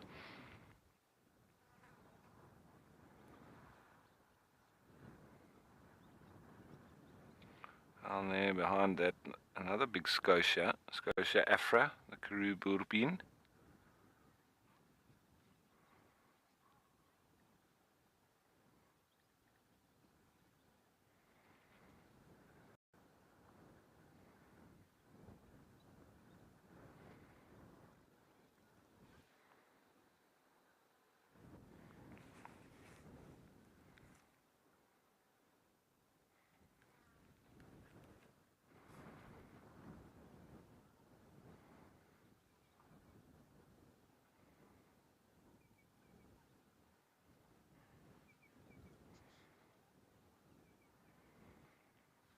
Righty, so it looks like these animals are just moving off a little bit. I'm just going to wait and see if some of them start to make their way back, or if the buffalo or rhino are going to come down for a wallow. Let's hope for that, and while we hope for that, I'm going to send you where you don't find any buffalo to Etosha.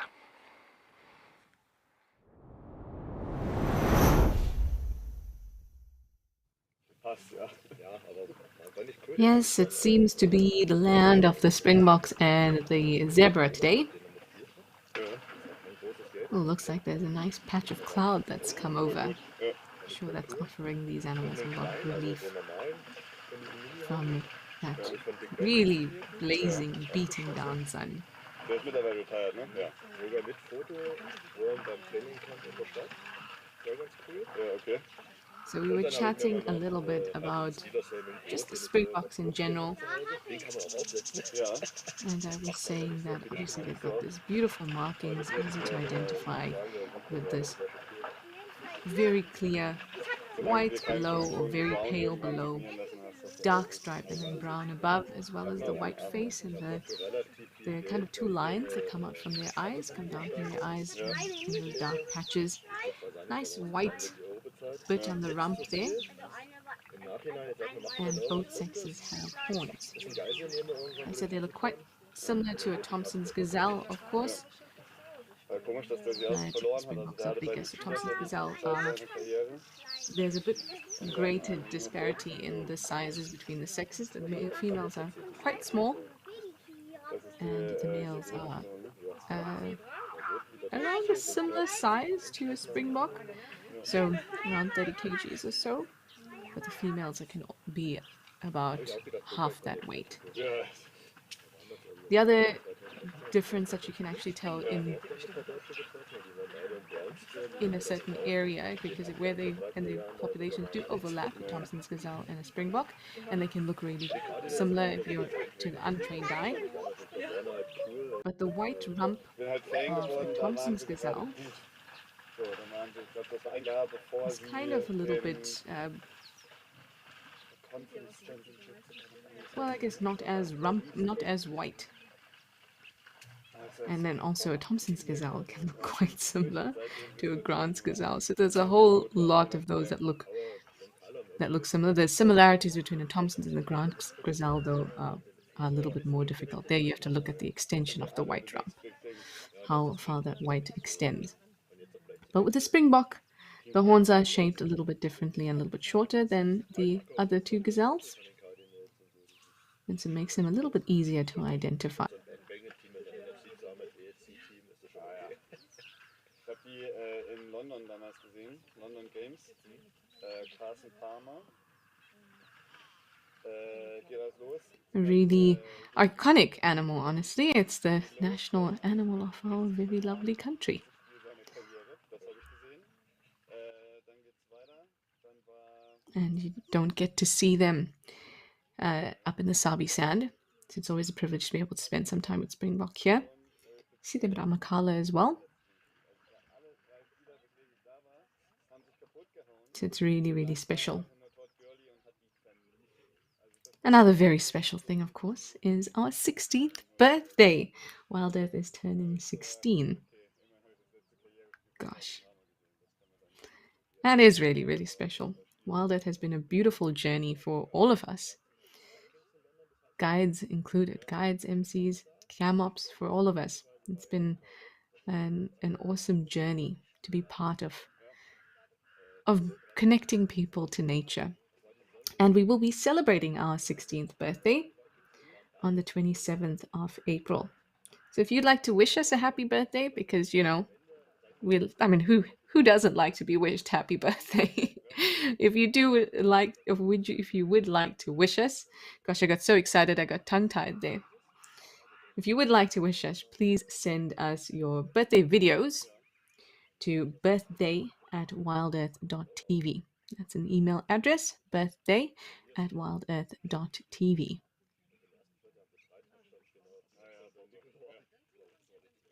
My preference would be you jumping out of a box and saying, "Happy birthday, Wild Earth." But that's just me. Or out of a cake. But I would prefer that I get to eat the cake than you jump out of it.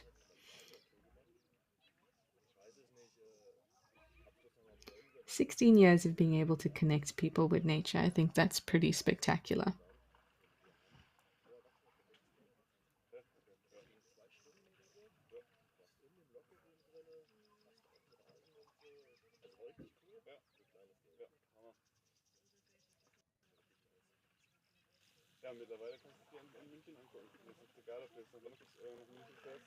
You can often tell how relaxed the animals are by looking at the water's surface. If they're not moving very much, then the water is nice and glassy, mirror-like, and that's what we're looking at right now. See there on the zebra side, not too much movement, but as soon as there is even a tiny bit of movement, then you're going to see it in the water quite a bit. And obviously, the more severe the movement is, then it's really disruptive to the surface of the water. That's why getting those photos, with an animal's reflection in the water is actually very special and very difficult, because it means that the animal has to be relaxed and there needs to be not any other movement causing ripples in the water.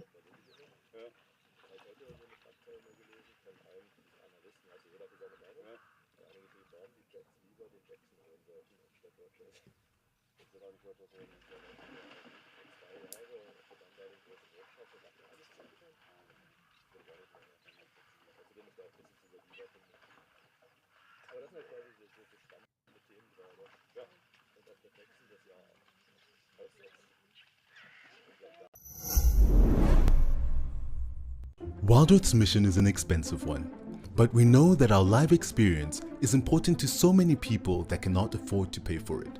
We have added a donate button to our website. By donating, you are directly helping us share our free nature experiences with the world.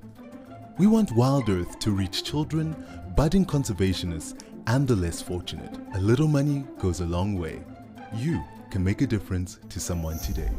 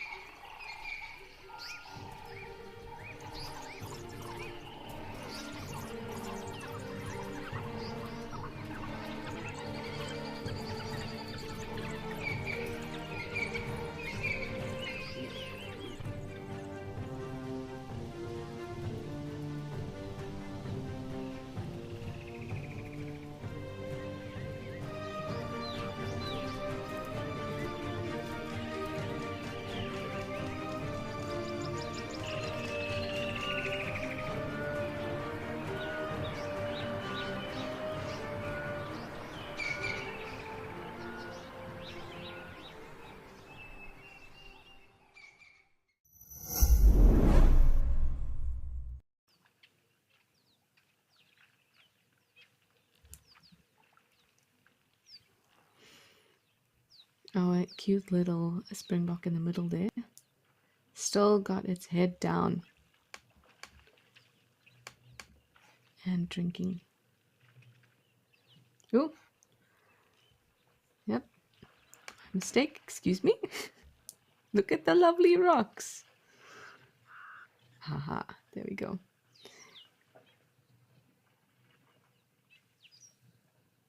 Done with its belly soak and a drink.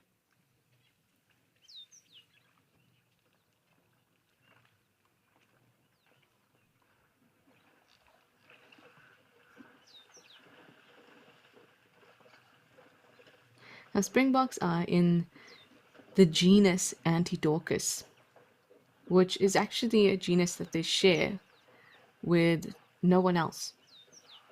Although there are subspecies of springbok, but the actual genus they don't share with anybody else. At least I don't think they share it with anybody else, as far as I know.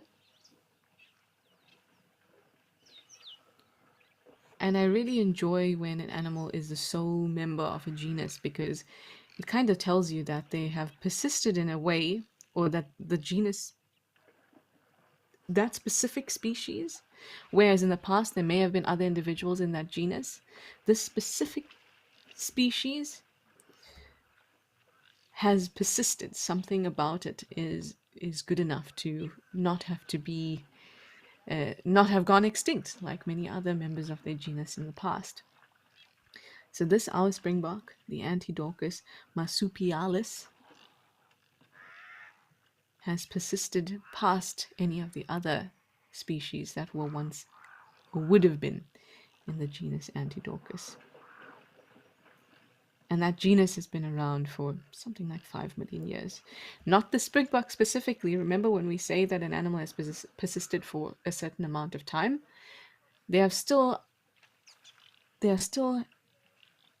getting or exposed to the same amount of evolutionary time and potential change as any other animal that exists today. The same amount as us. It's just that they may have had fewer reasons to change and to adapt in different ways because they were well suited in the first place. A good example of that is an impala. Impalas, again, they share their genus Epicerus with no other animal. They are the sole living member of that genus, and they have persisted, or that genus has persisted, for about 6.5 million years. And then impala itself is as a species has persisted for very, very, very long too. Well adapted or adaptable animals can persist for a very long time. If you think about crocodiles, Crocodilia as a group, people often say, oh, they're living fossils. Well, they're not living fossils. Modern crocs look very much like ancient crocs, but they have not persisted for 200 million years as people think they have. Modern crocs were still exposed to the same amount of evolutionary time and potential change as we are. But they have not changed much because the armored skin or scales, those osteoderms, the shape of their body, that was good enough in this environment too. And if you're wondering, modern crocs have only existed for about, or their ancestors to modern crocs, only about 8 million years or so. Nile crocodile on its own, not sure, but something between 8 and 11 million years, but definitely not 200 million years, and definitely not living fossil. Definitely were not in the same form as the species when the dinosaurs were around. No. But you can see why people may think that, because they look so similar.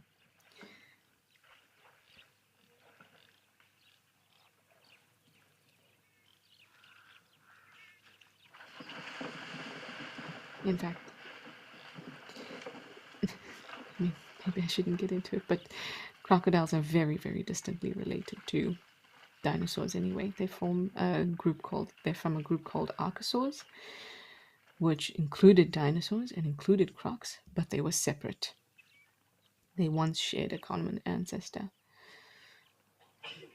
birds are more closely related to, incredibly closely related to dinosaurs, and far more so than crocodiles. The crocodiles being a living fossil thing and birds related to dinosaurs are obviously something that is always on the forefront of my mind. It's kind of one of the. We get lots of myths, and I can understand why people will think certain things like dinosaurs and crocodiles being closely related because of the way they look. And it's important for people to make those kinds of connections because that's how we learn. And that's how we draw conclusions about things around us. But it's important also that when we learn more, that we're able to dispel those kinds of misinformation. Now, I'm not too sure about the evolutionary history of Gemsbok, I must say, or Oryx in general. Oryx is a genus. But maybe that's the next thing I look into.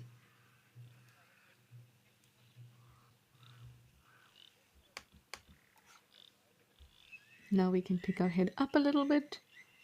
Oh, I thought that was cool.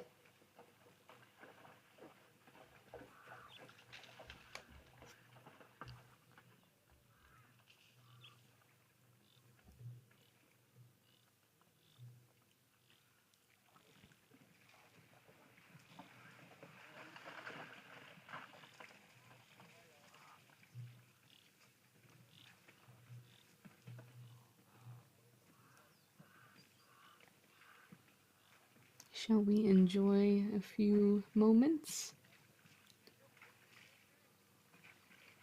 Oh, well, I'll enjoy a few moments. I'll send you over to Andrew and see what he's getting up to. Did he manage to maintain 15 meters from his cheetah? Never mind. You're staying with me. So let's enjoy a couple moments together in a bit of silence.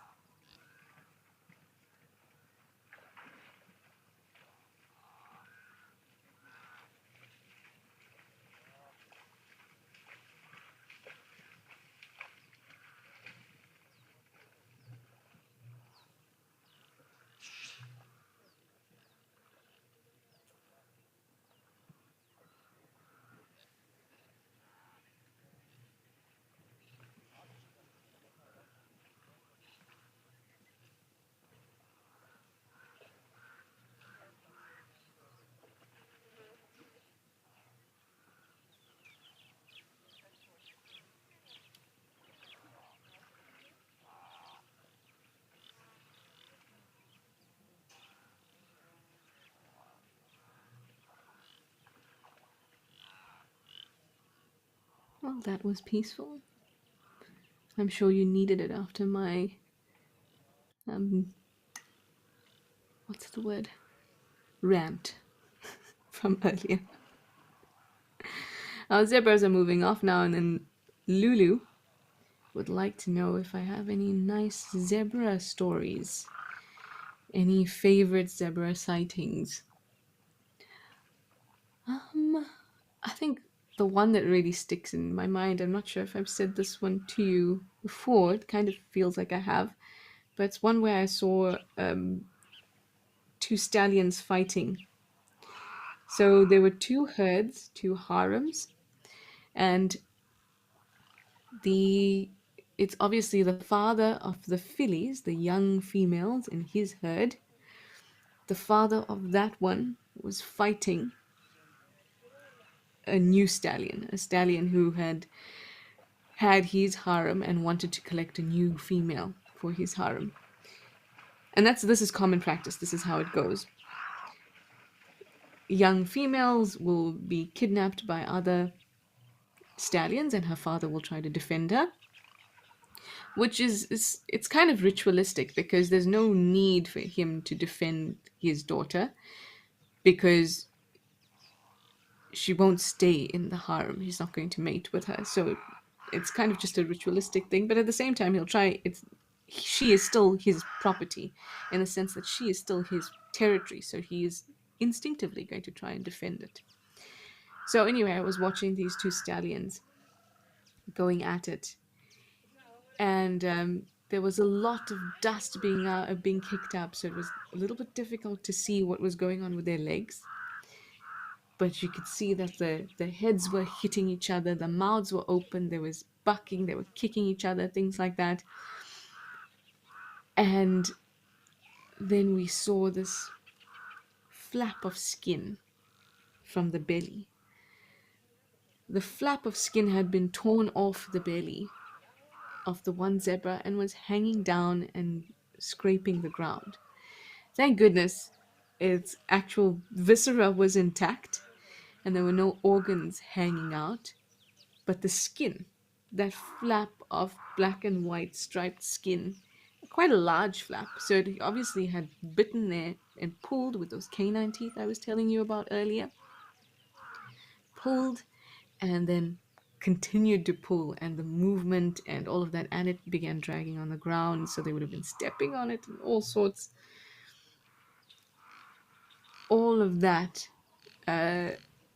would have caused that flap to get larger and larger and larger, and eventually it was really dragging on the ground, and there was just debris all over it. That really stuck out. I don't know what the fate of that zebra was. It probably would have been fine, because there was, I mean, if you've ever done a dissection or been present for a necropsy, anything like that, you would see that between the skin and actually getting into a body cavity, there's not a lot of blood. If it's pulled off, if a skin is pulled off correctly. And so I think that's what happened in this case, is that there was not a whole lot of blood. Obviously, the smaller blood vessels, were ruptured, so there was some blood, but it was not, going to bleed out. So it's very likely that that flap of skin dried and then fell out or fell off, and the fur would have had to regrow. And it would have been a little bit wonky. It might not grow back very thick because it is on the belly, so they're not as furry on the belly. And that's just if the zebra made it. But from an injury perspective, there would have been no reason for it not to recover. But from pain and kind of this, cumbersome thing hanging from its belly, it could have made it a little bit more vulnerable to attack from predators. And I can't say that I saw it afterwards, I must say. But also, like we have, both Ralph and I have spoken about, zebras don't have territory, so they can roam around in their home range. So I wouldn't know exactly where to go back to look for it. I think that is the one story, Lulu, that really sticks in my head when it comes to zebras.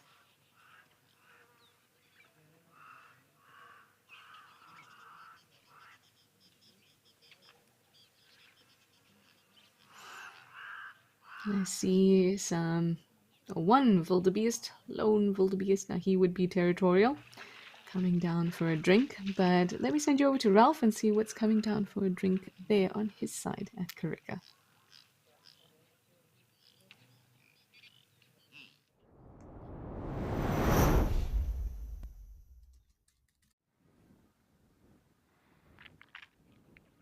Well, it is indeed another giraffe that's come on down. It's slowly making its way now to the water. It's just about there. We're going to be lucky enough to see it actually drink. Might do so just behind that little hill. But let's see, there's a sacred ibis just in front of it. Which method is going to be employed? The splits, the crouch, or the half splits crouch? Let's have a look. Still being very careful, making sure that there's no predators around.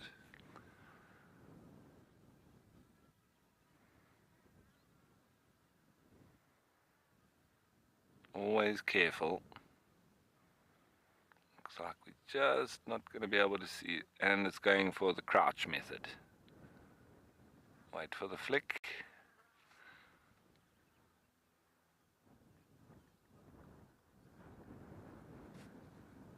A little bit of a flick. And then the nose pick.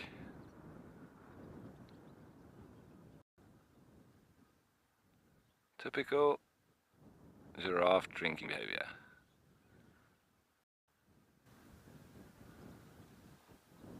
I have to do that little crouch because the neck doesn't reach the ground. They've actually grown too tall for themselves.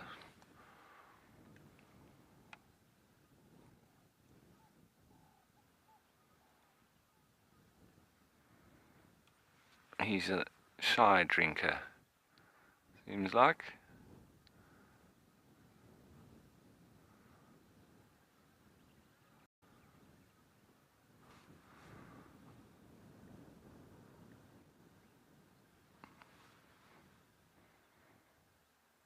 But it's a good time for a drink. It's getting nice and hot. I wish I had a tail like that, because the flies are bothering me too.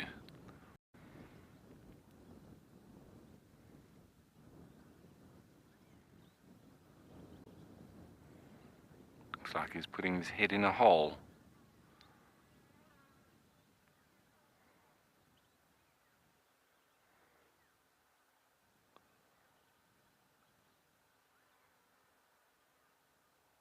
Not much of a flick on this individual.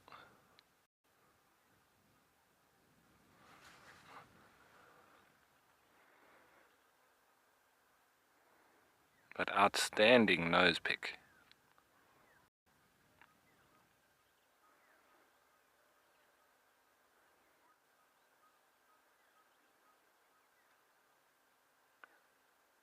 A sacred ibis just probing in front.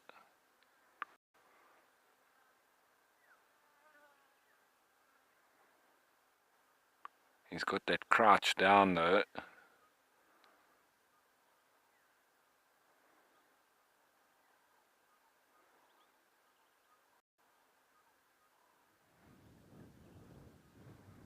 Very good looking individual.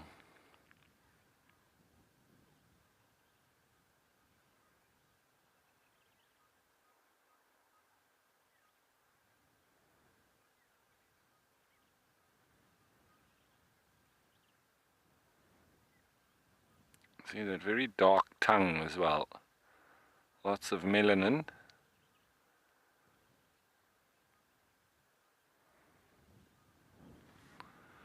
Is that it? He's had enough.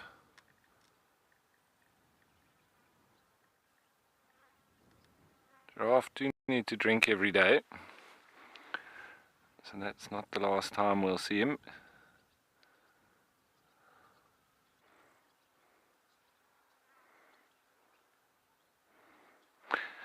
MJ, yeah, it's. I'm glad I'm not a giraffe just for that particular reason. It's quite a lot of work just to have a drink, and at that particular moment, then they are very vulnerable as well.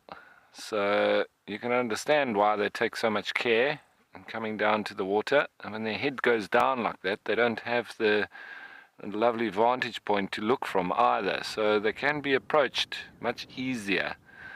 And so they've obviously evolved that anti-predator behavior over the years.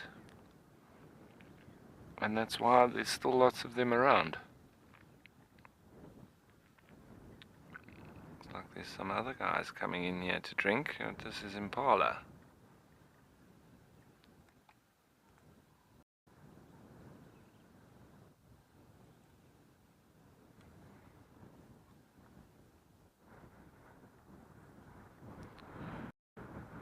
Little bachelor herd. Still friends. Not for long.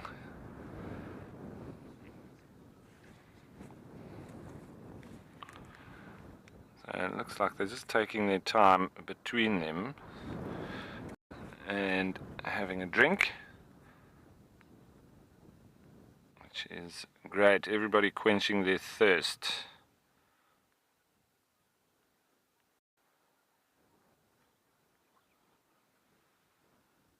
Now, just a reminder while we're watching these guys drink that just if you are part of a school or you're a teacher or anything like that, we're going to have the school drives back every Wednesday from the 12th.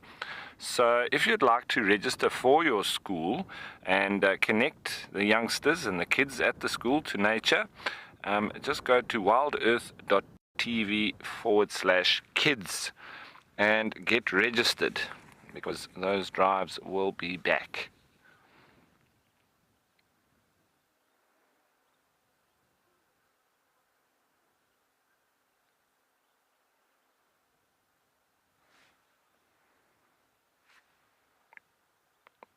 These guys look like they've had their drink now. They're going to maybe move on out. It's incredible how they stick together for most part of the year, move around in bachelor herds, and then just with that increase in testosterone, they're not so friendly to each other anymore.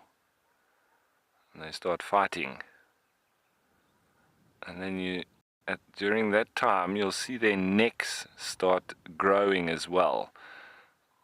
They'll start to sort of take on bushes and attack them. And they do that a lot, and they strengthen then their neck muscles, and then they start fighting with each other, and there's so much fighting that goes on that they really get increased muscles, particularly in that neck area. And so they do fill out over this coming period of the rut.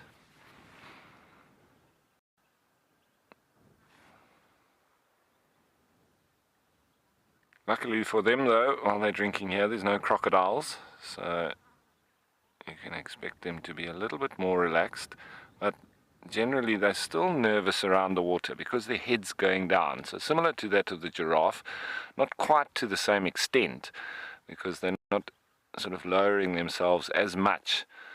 But you still find them being nervous because they're vulnerable at that point. 3 males that look in tip-top condition.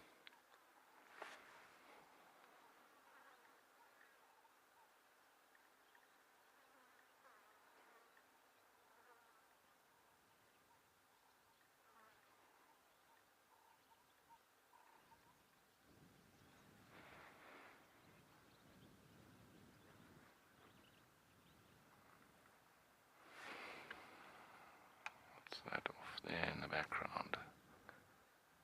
Showing me that white.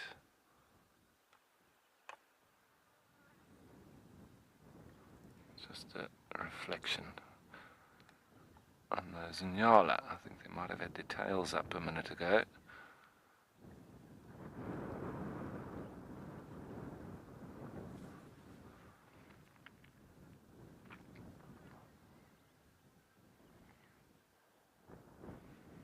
If we're lucky, we may see them displaying. They don't get quite as aggressive towards each other, do the Nyala, like the Impala do. And they have more of a gentleman's fight, where they display and walk slowly next to each other. It's only on the odd occasion that they actually lock horns, whereas Impala like to lock horns straight from the off.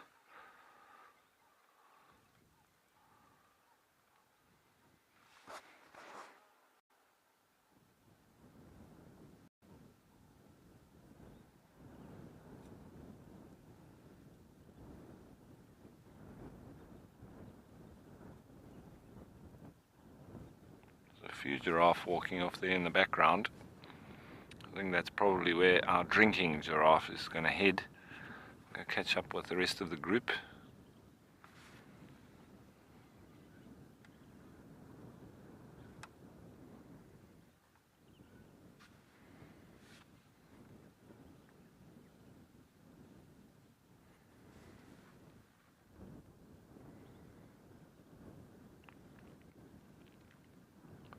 And also more predominantly browsers on Nyala, but these ones really taking advantage of this lovely lush green grass They're feeding mainly on the couch grass, which is very palatable and very nutritious as well.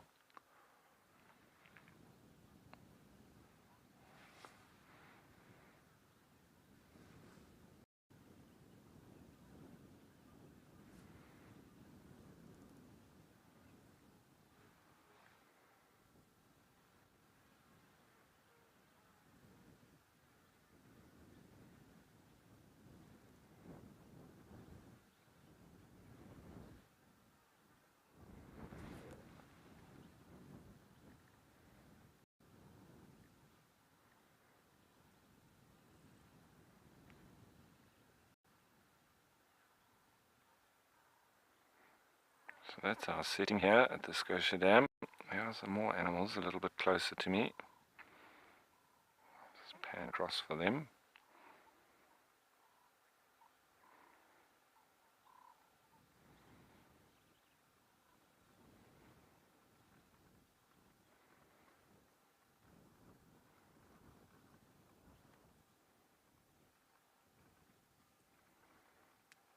We've got our friendly zebras and some blesbok.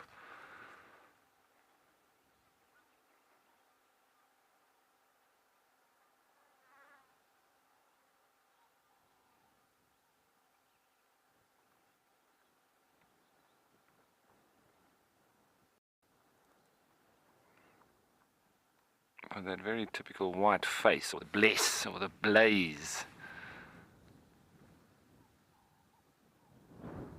coming from Afrikaans.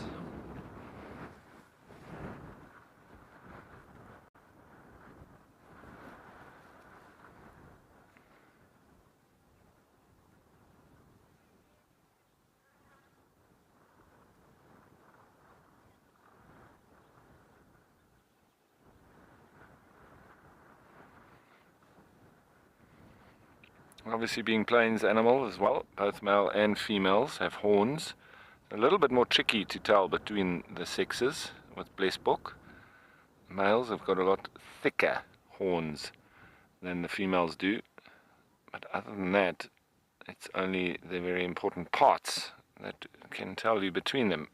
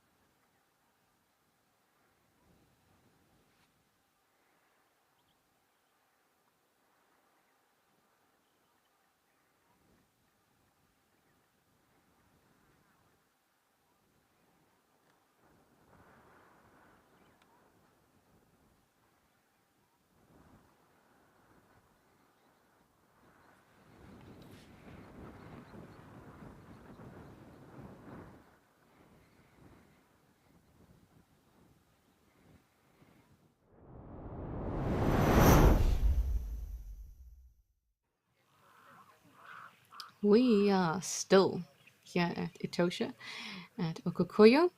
No surprises there. And I'm at this end of the waterhole because there seems to be quite a lot of movement. The zebras have been moving down, and of course, a lovely springbok quite close to us. But let's maybe just move us a little bit to the side so we can see them both clearly.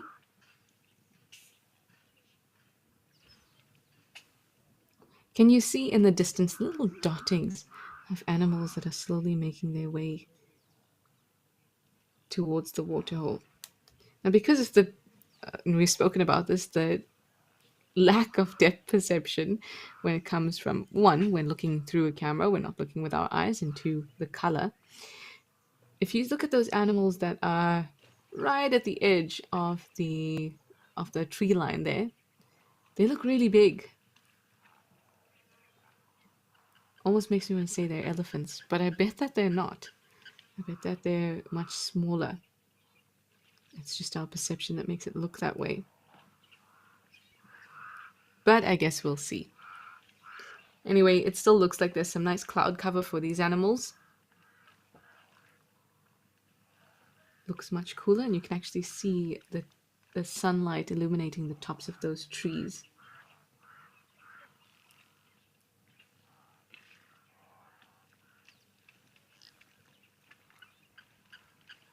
Really, really pretty greens. Now we can actually see the variation in the greens. When there's full sun, it's kind of difficult to see. It kind of just gets washed out by all the light that's being put onto it by the sun. But now, because of these patches of shade and sunlight, we can actually see the variation in those greens, and it's beautiful.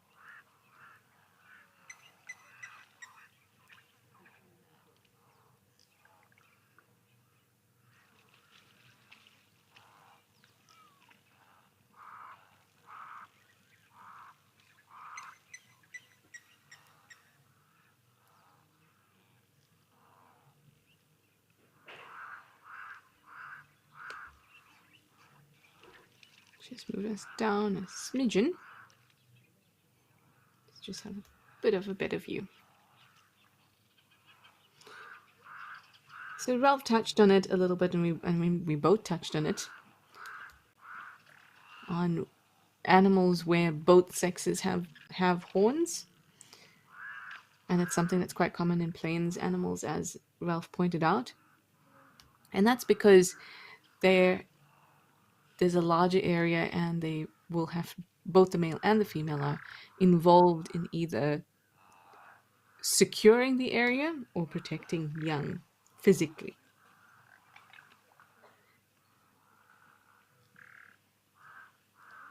And remember that as long as a species holds the genes to do something, then it can be done from an evolutionary perspective.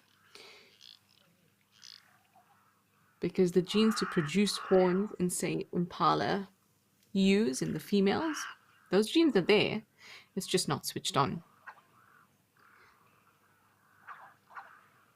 And so when we get these anomalies, maybe there's a female who has a horn, or female or lionesses that have a mane, things like that. That's a result of certain genes being switched on or off, depending on what the feature is, because those genes are always present in that species. Sometimes they can be developmental or hormonal issues as well, especially when it comes to sex-related changes, like with a mane and not having a mane with lions. Because remember, the fur is always there. It's just an extended growth of fur, which is usually triggered by testosterone levels.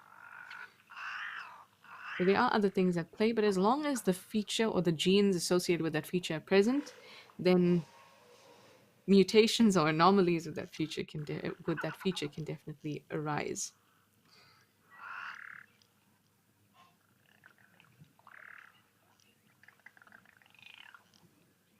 We have our last little springbok there on the right having a drink. And then I guess the next horde will start moving through to the waterhole.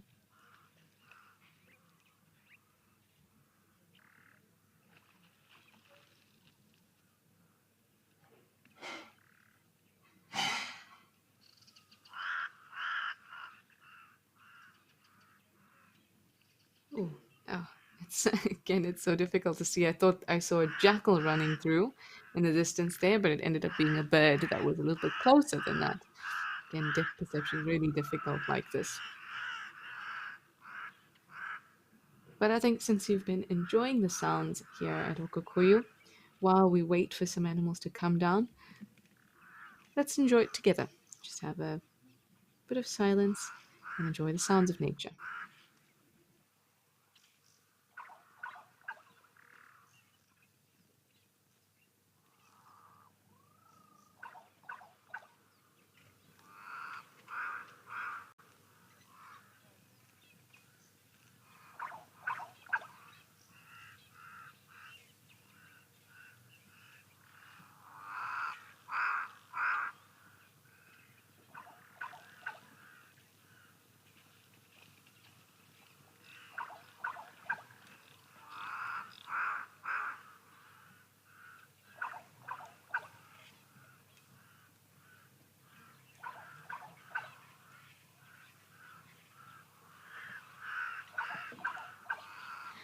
Just in time. Lovely elephant coming to say hi. Let's move across a little bit.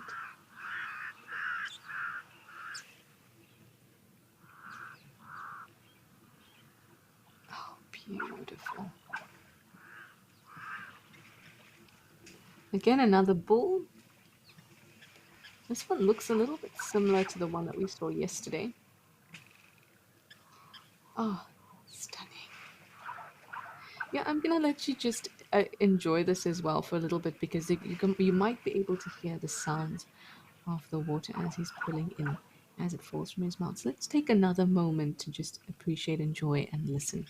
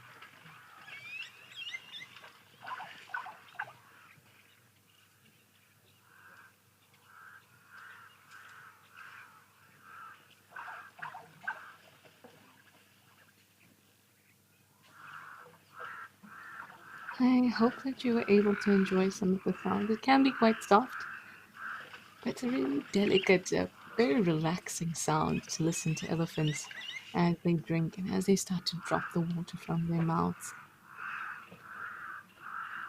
You can see that our Springbok was not too bothered by the presence of the elephant. We've also got some zebras coming down on the left there.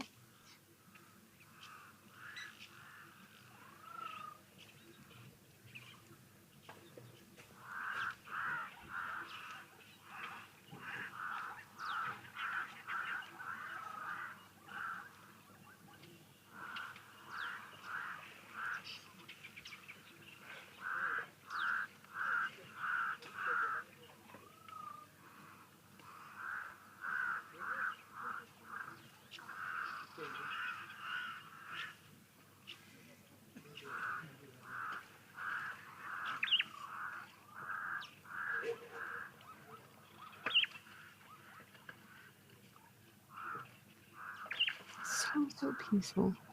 Everyone is really just very relaxed.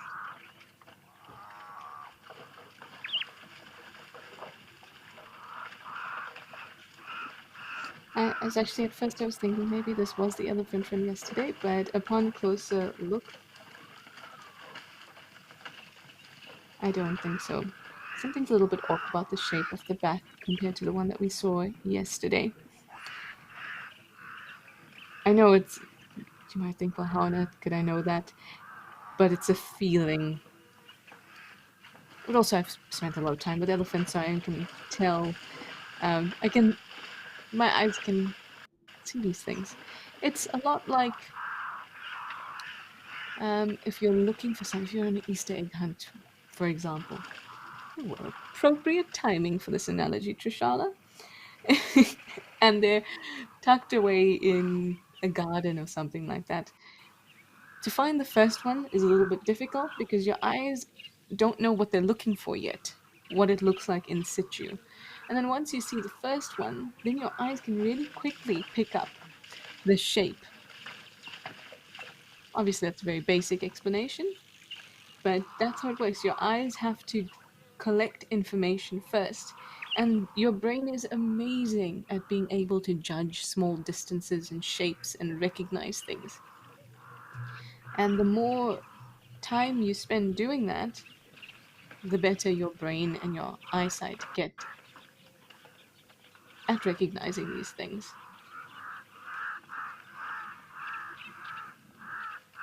And for me, something about the back and also the part between the tusks looks unfamiliar to me. But the size of the tusks look very similar to that we saw yesterday.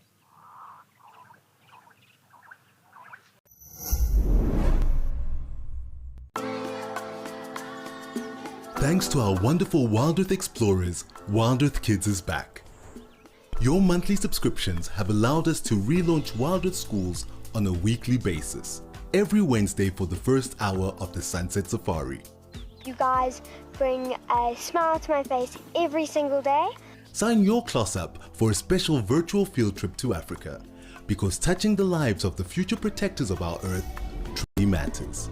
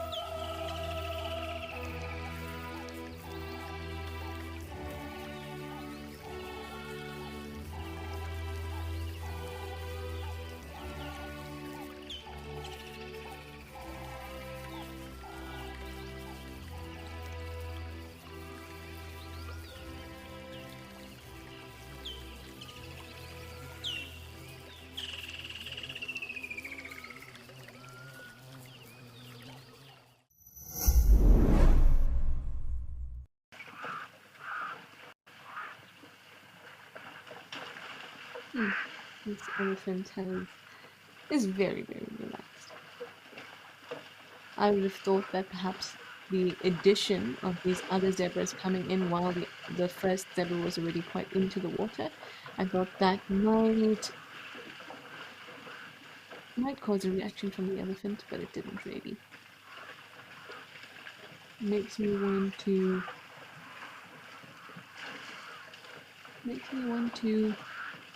go over to him and say, "Good boy. You are a good boy."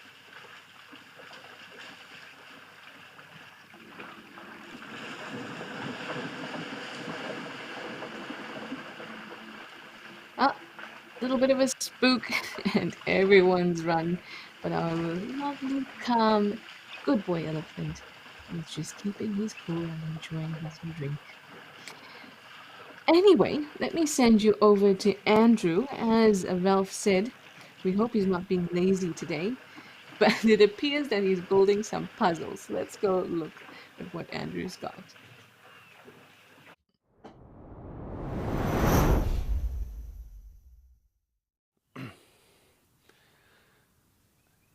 Thanks, Trishala. What's up with me being lazy today? Yeah, see, we are working actually very hard out here. But yeah, we are doing a bit of a puzzle over here. So we have a very old giraffe carcass. And just to give you a little bit of history about this giraffe, is about 2 years ago, There used to be an absolutely beautiful coalition that used to occur out here. Sadly, they passed away. But moving on, they were hunting really big animals out here. And in the space of time that they were here, they probably, I would say, 1/3 our population of buffalo out here. And just to goes to show how effectively they were hunting big animals. And then one of the big animals that they've hunted over here was looks like a female giraffe by the looks of things. And you're not going to be able to see it very nicely from here. But wow, there are claw marks here. You just cannot believe how deep these claw marks have gone. And of course, being in the sun the whole time, you can see how actually strong the skin has become. It's just almost like fiberglass. But let's do a little bit of a puzzle game here, and let's try and identify some of the pieces, and who knows, maybe we're able to put some of those pieces back together. First off, look at this bone. Another one here. Look at these bones, aren't they just huge, eh? So these are the leg bones, and you can see actually how long they are. And actually, you know, when you sort of feel them like I'm doing now, you can actually appreciate how dense the bones really are, which is quite nice. And there has been a bit of gnawing over here. I would guess this is probably done by a porcupine, but now we've already established some of the bones. But there's something I want to show you, and it's this piece over here.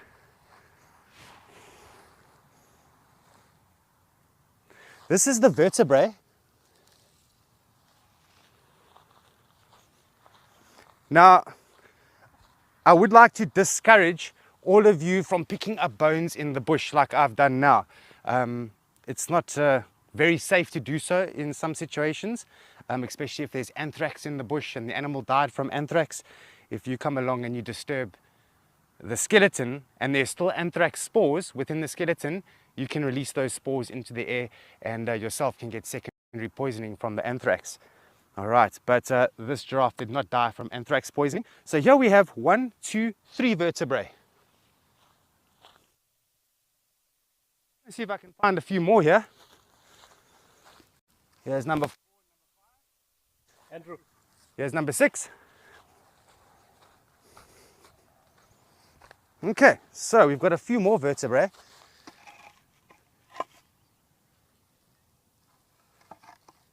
Okay, so let's see if we can figure out where this vertebrae went. It's quite difficult to piece them back together. I think it was more or less like that. Another vertebrae over here, which I believe probably came from this side. That fits nicely, yes. 1, 2, 3, 4, 5, 6 vertebrae so far. There's one more, but I don't see it here. I'm not 100% sure where it's gone. But in case you're wondering, the human neck contains 7 vertebrae, much like giraffe vertebrae. And you can see the vertebrae are almost the size of my skull, if not bigger and heavier. One more piece I want to show you.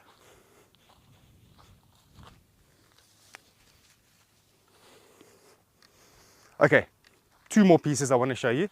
Look at this rib bone. How crazy is that, eh? Look at this. It's ginormous.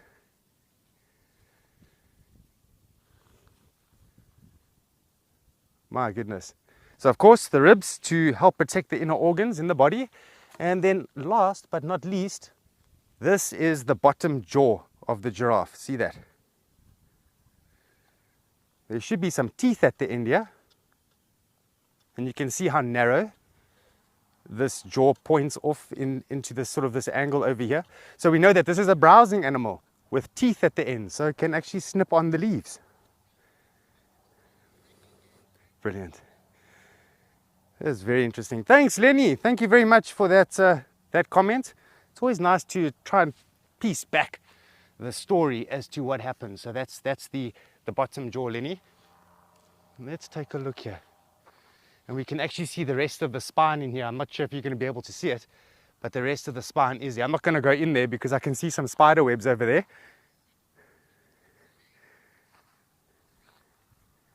I think I got it correct. Ben, you're welcome. I'm glad that you found this quite interesting. You're very, very welcome. I just want to see what else I can pick here. And it's getting so hot at the moment. Whew.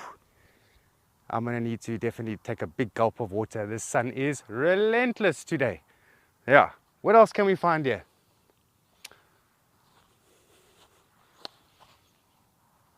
Oh, don't forget this one. This is my cap. Almost lost my cap there. Okay, so we'll just pop my cap back on quickly so that the sun doesn't totally destroy me for the afternoon sunset safari. So actually between here, we should be seeing discs, if I'm not mistaken. I think all animals with vertebrae do have vertebrae discs. I'm not seeing any of these discs, but they do actually fit into each other very, very well, like a puzzle does. See there.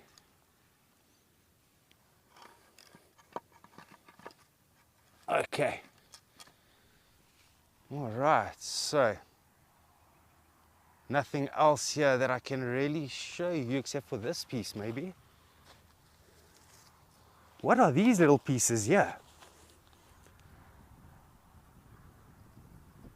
So that fits into there. A ball and a socket. Huh. Just trying to think what this would be.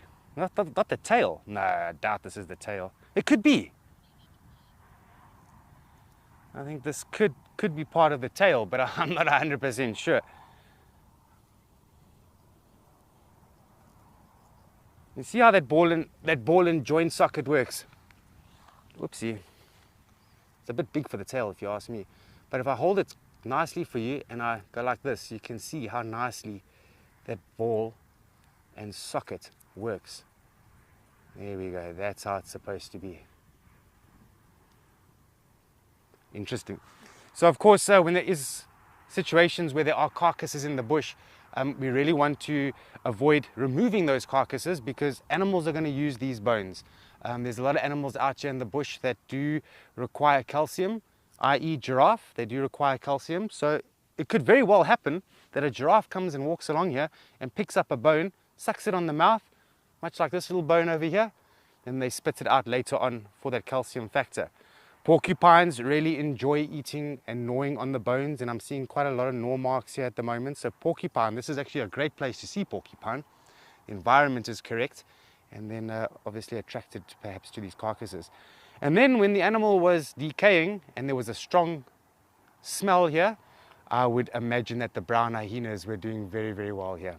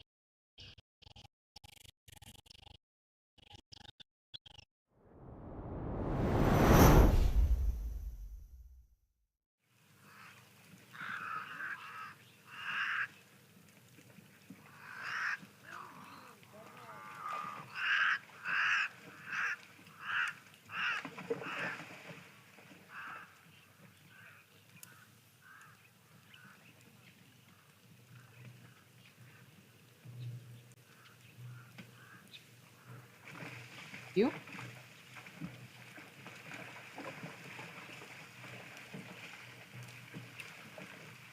Our egg moved off into the distance.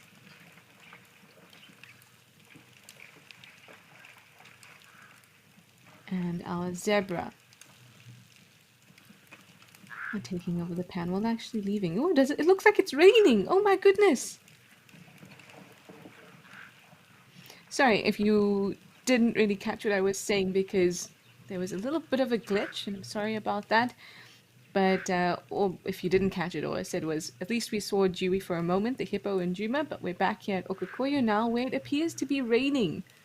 This is awesome. Our Ellie is off in the distance there. Lots of zebra coming down. Can you imagine what a relief this must be? in an arid area like this.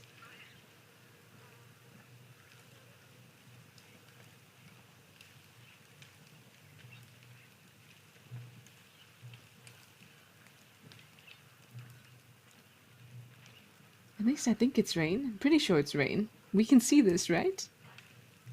It looks like rain.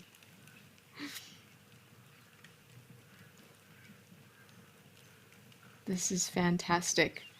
So, this is the first time watching this cam that I've seen it rain.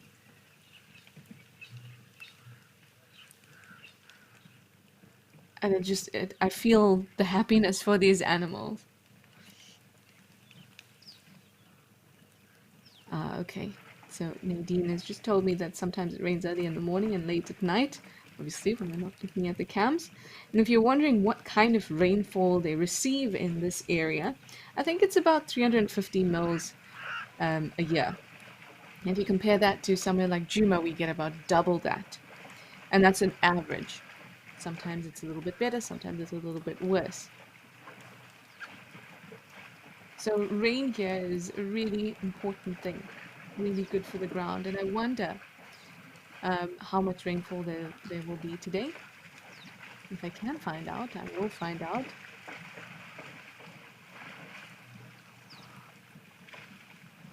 But this is just a magical scene. Zebras and wildebeest piling through. There seems to be a little bit of excitement, which can sometimes come together, and then it causes a little bit of a panic because everyone's super excited. There's that little foal jumping around and the wildebeest coming through. Zebras are scaring themselves. For me, it feels like a happy panic, if there is such a thing. I feel scrub hares do a happy panic quite a lot.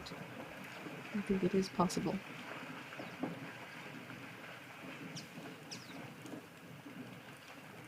Hi, Elizabeth. You say hi, everybody. You're new at this. Well, welcome aboard, Elizabeth.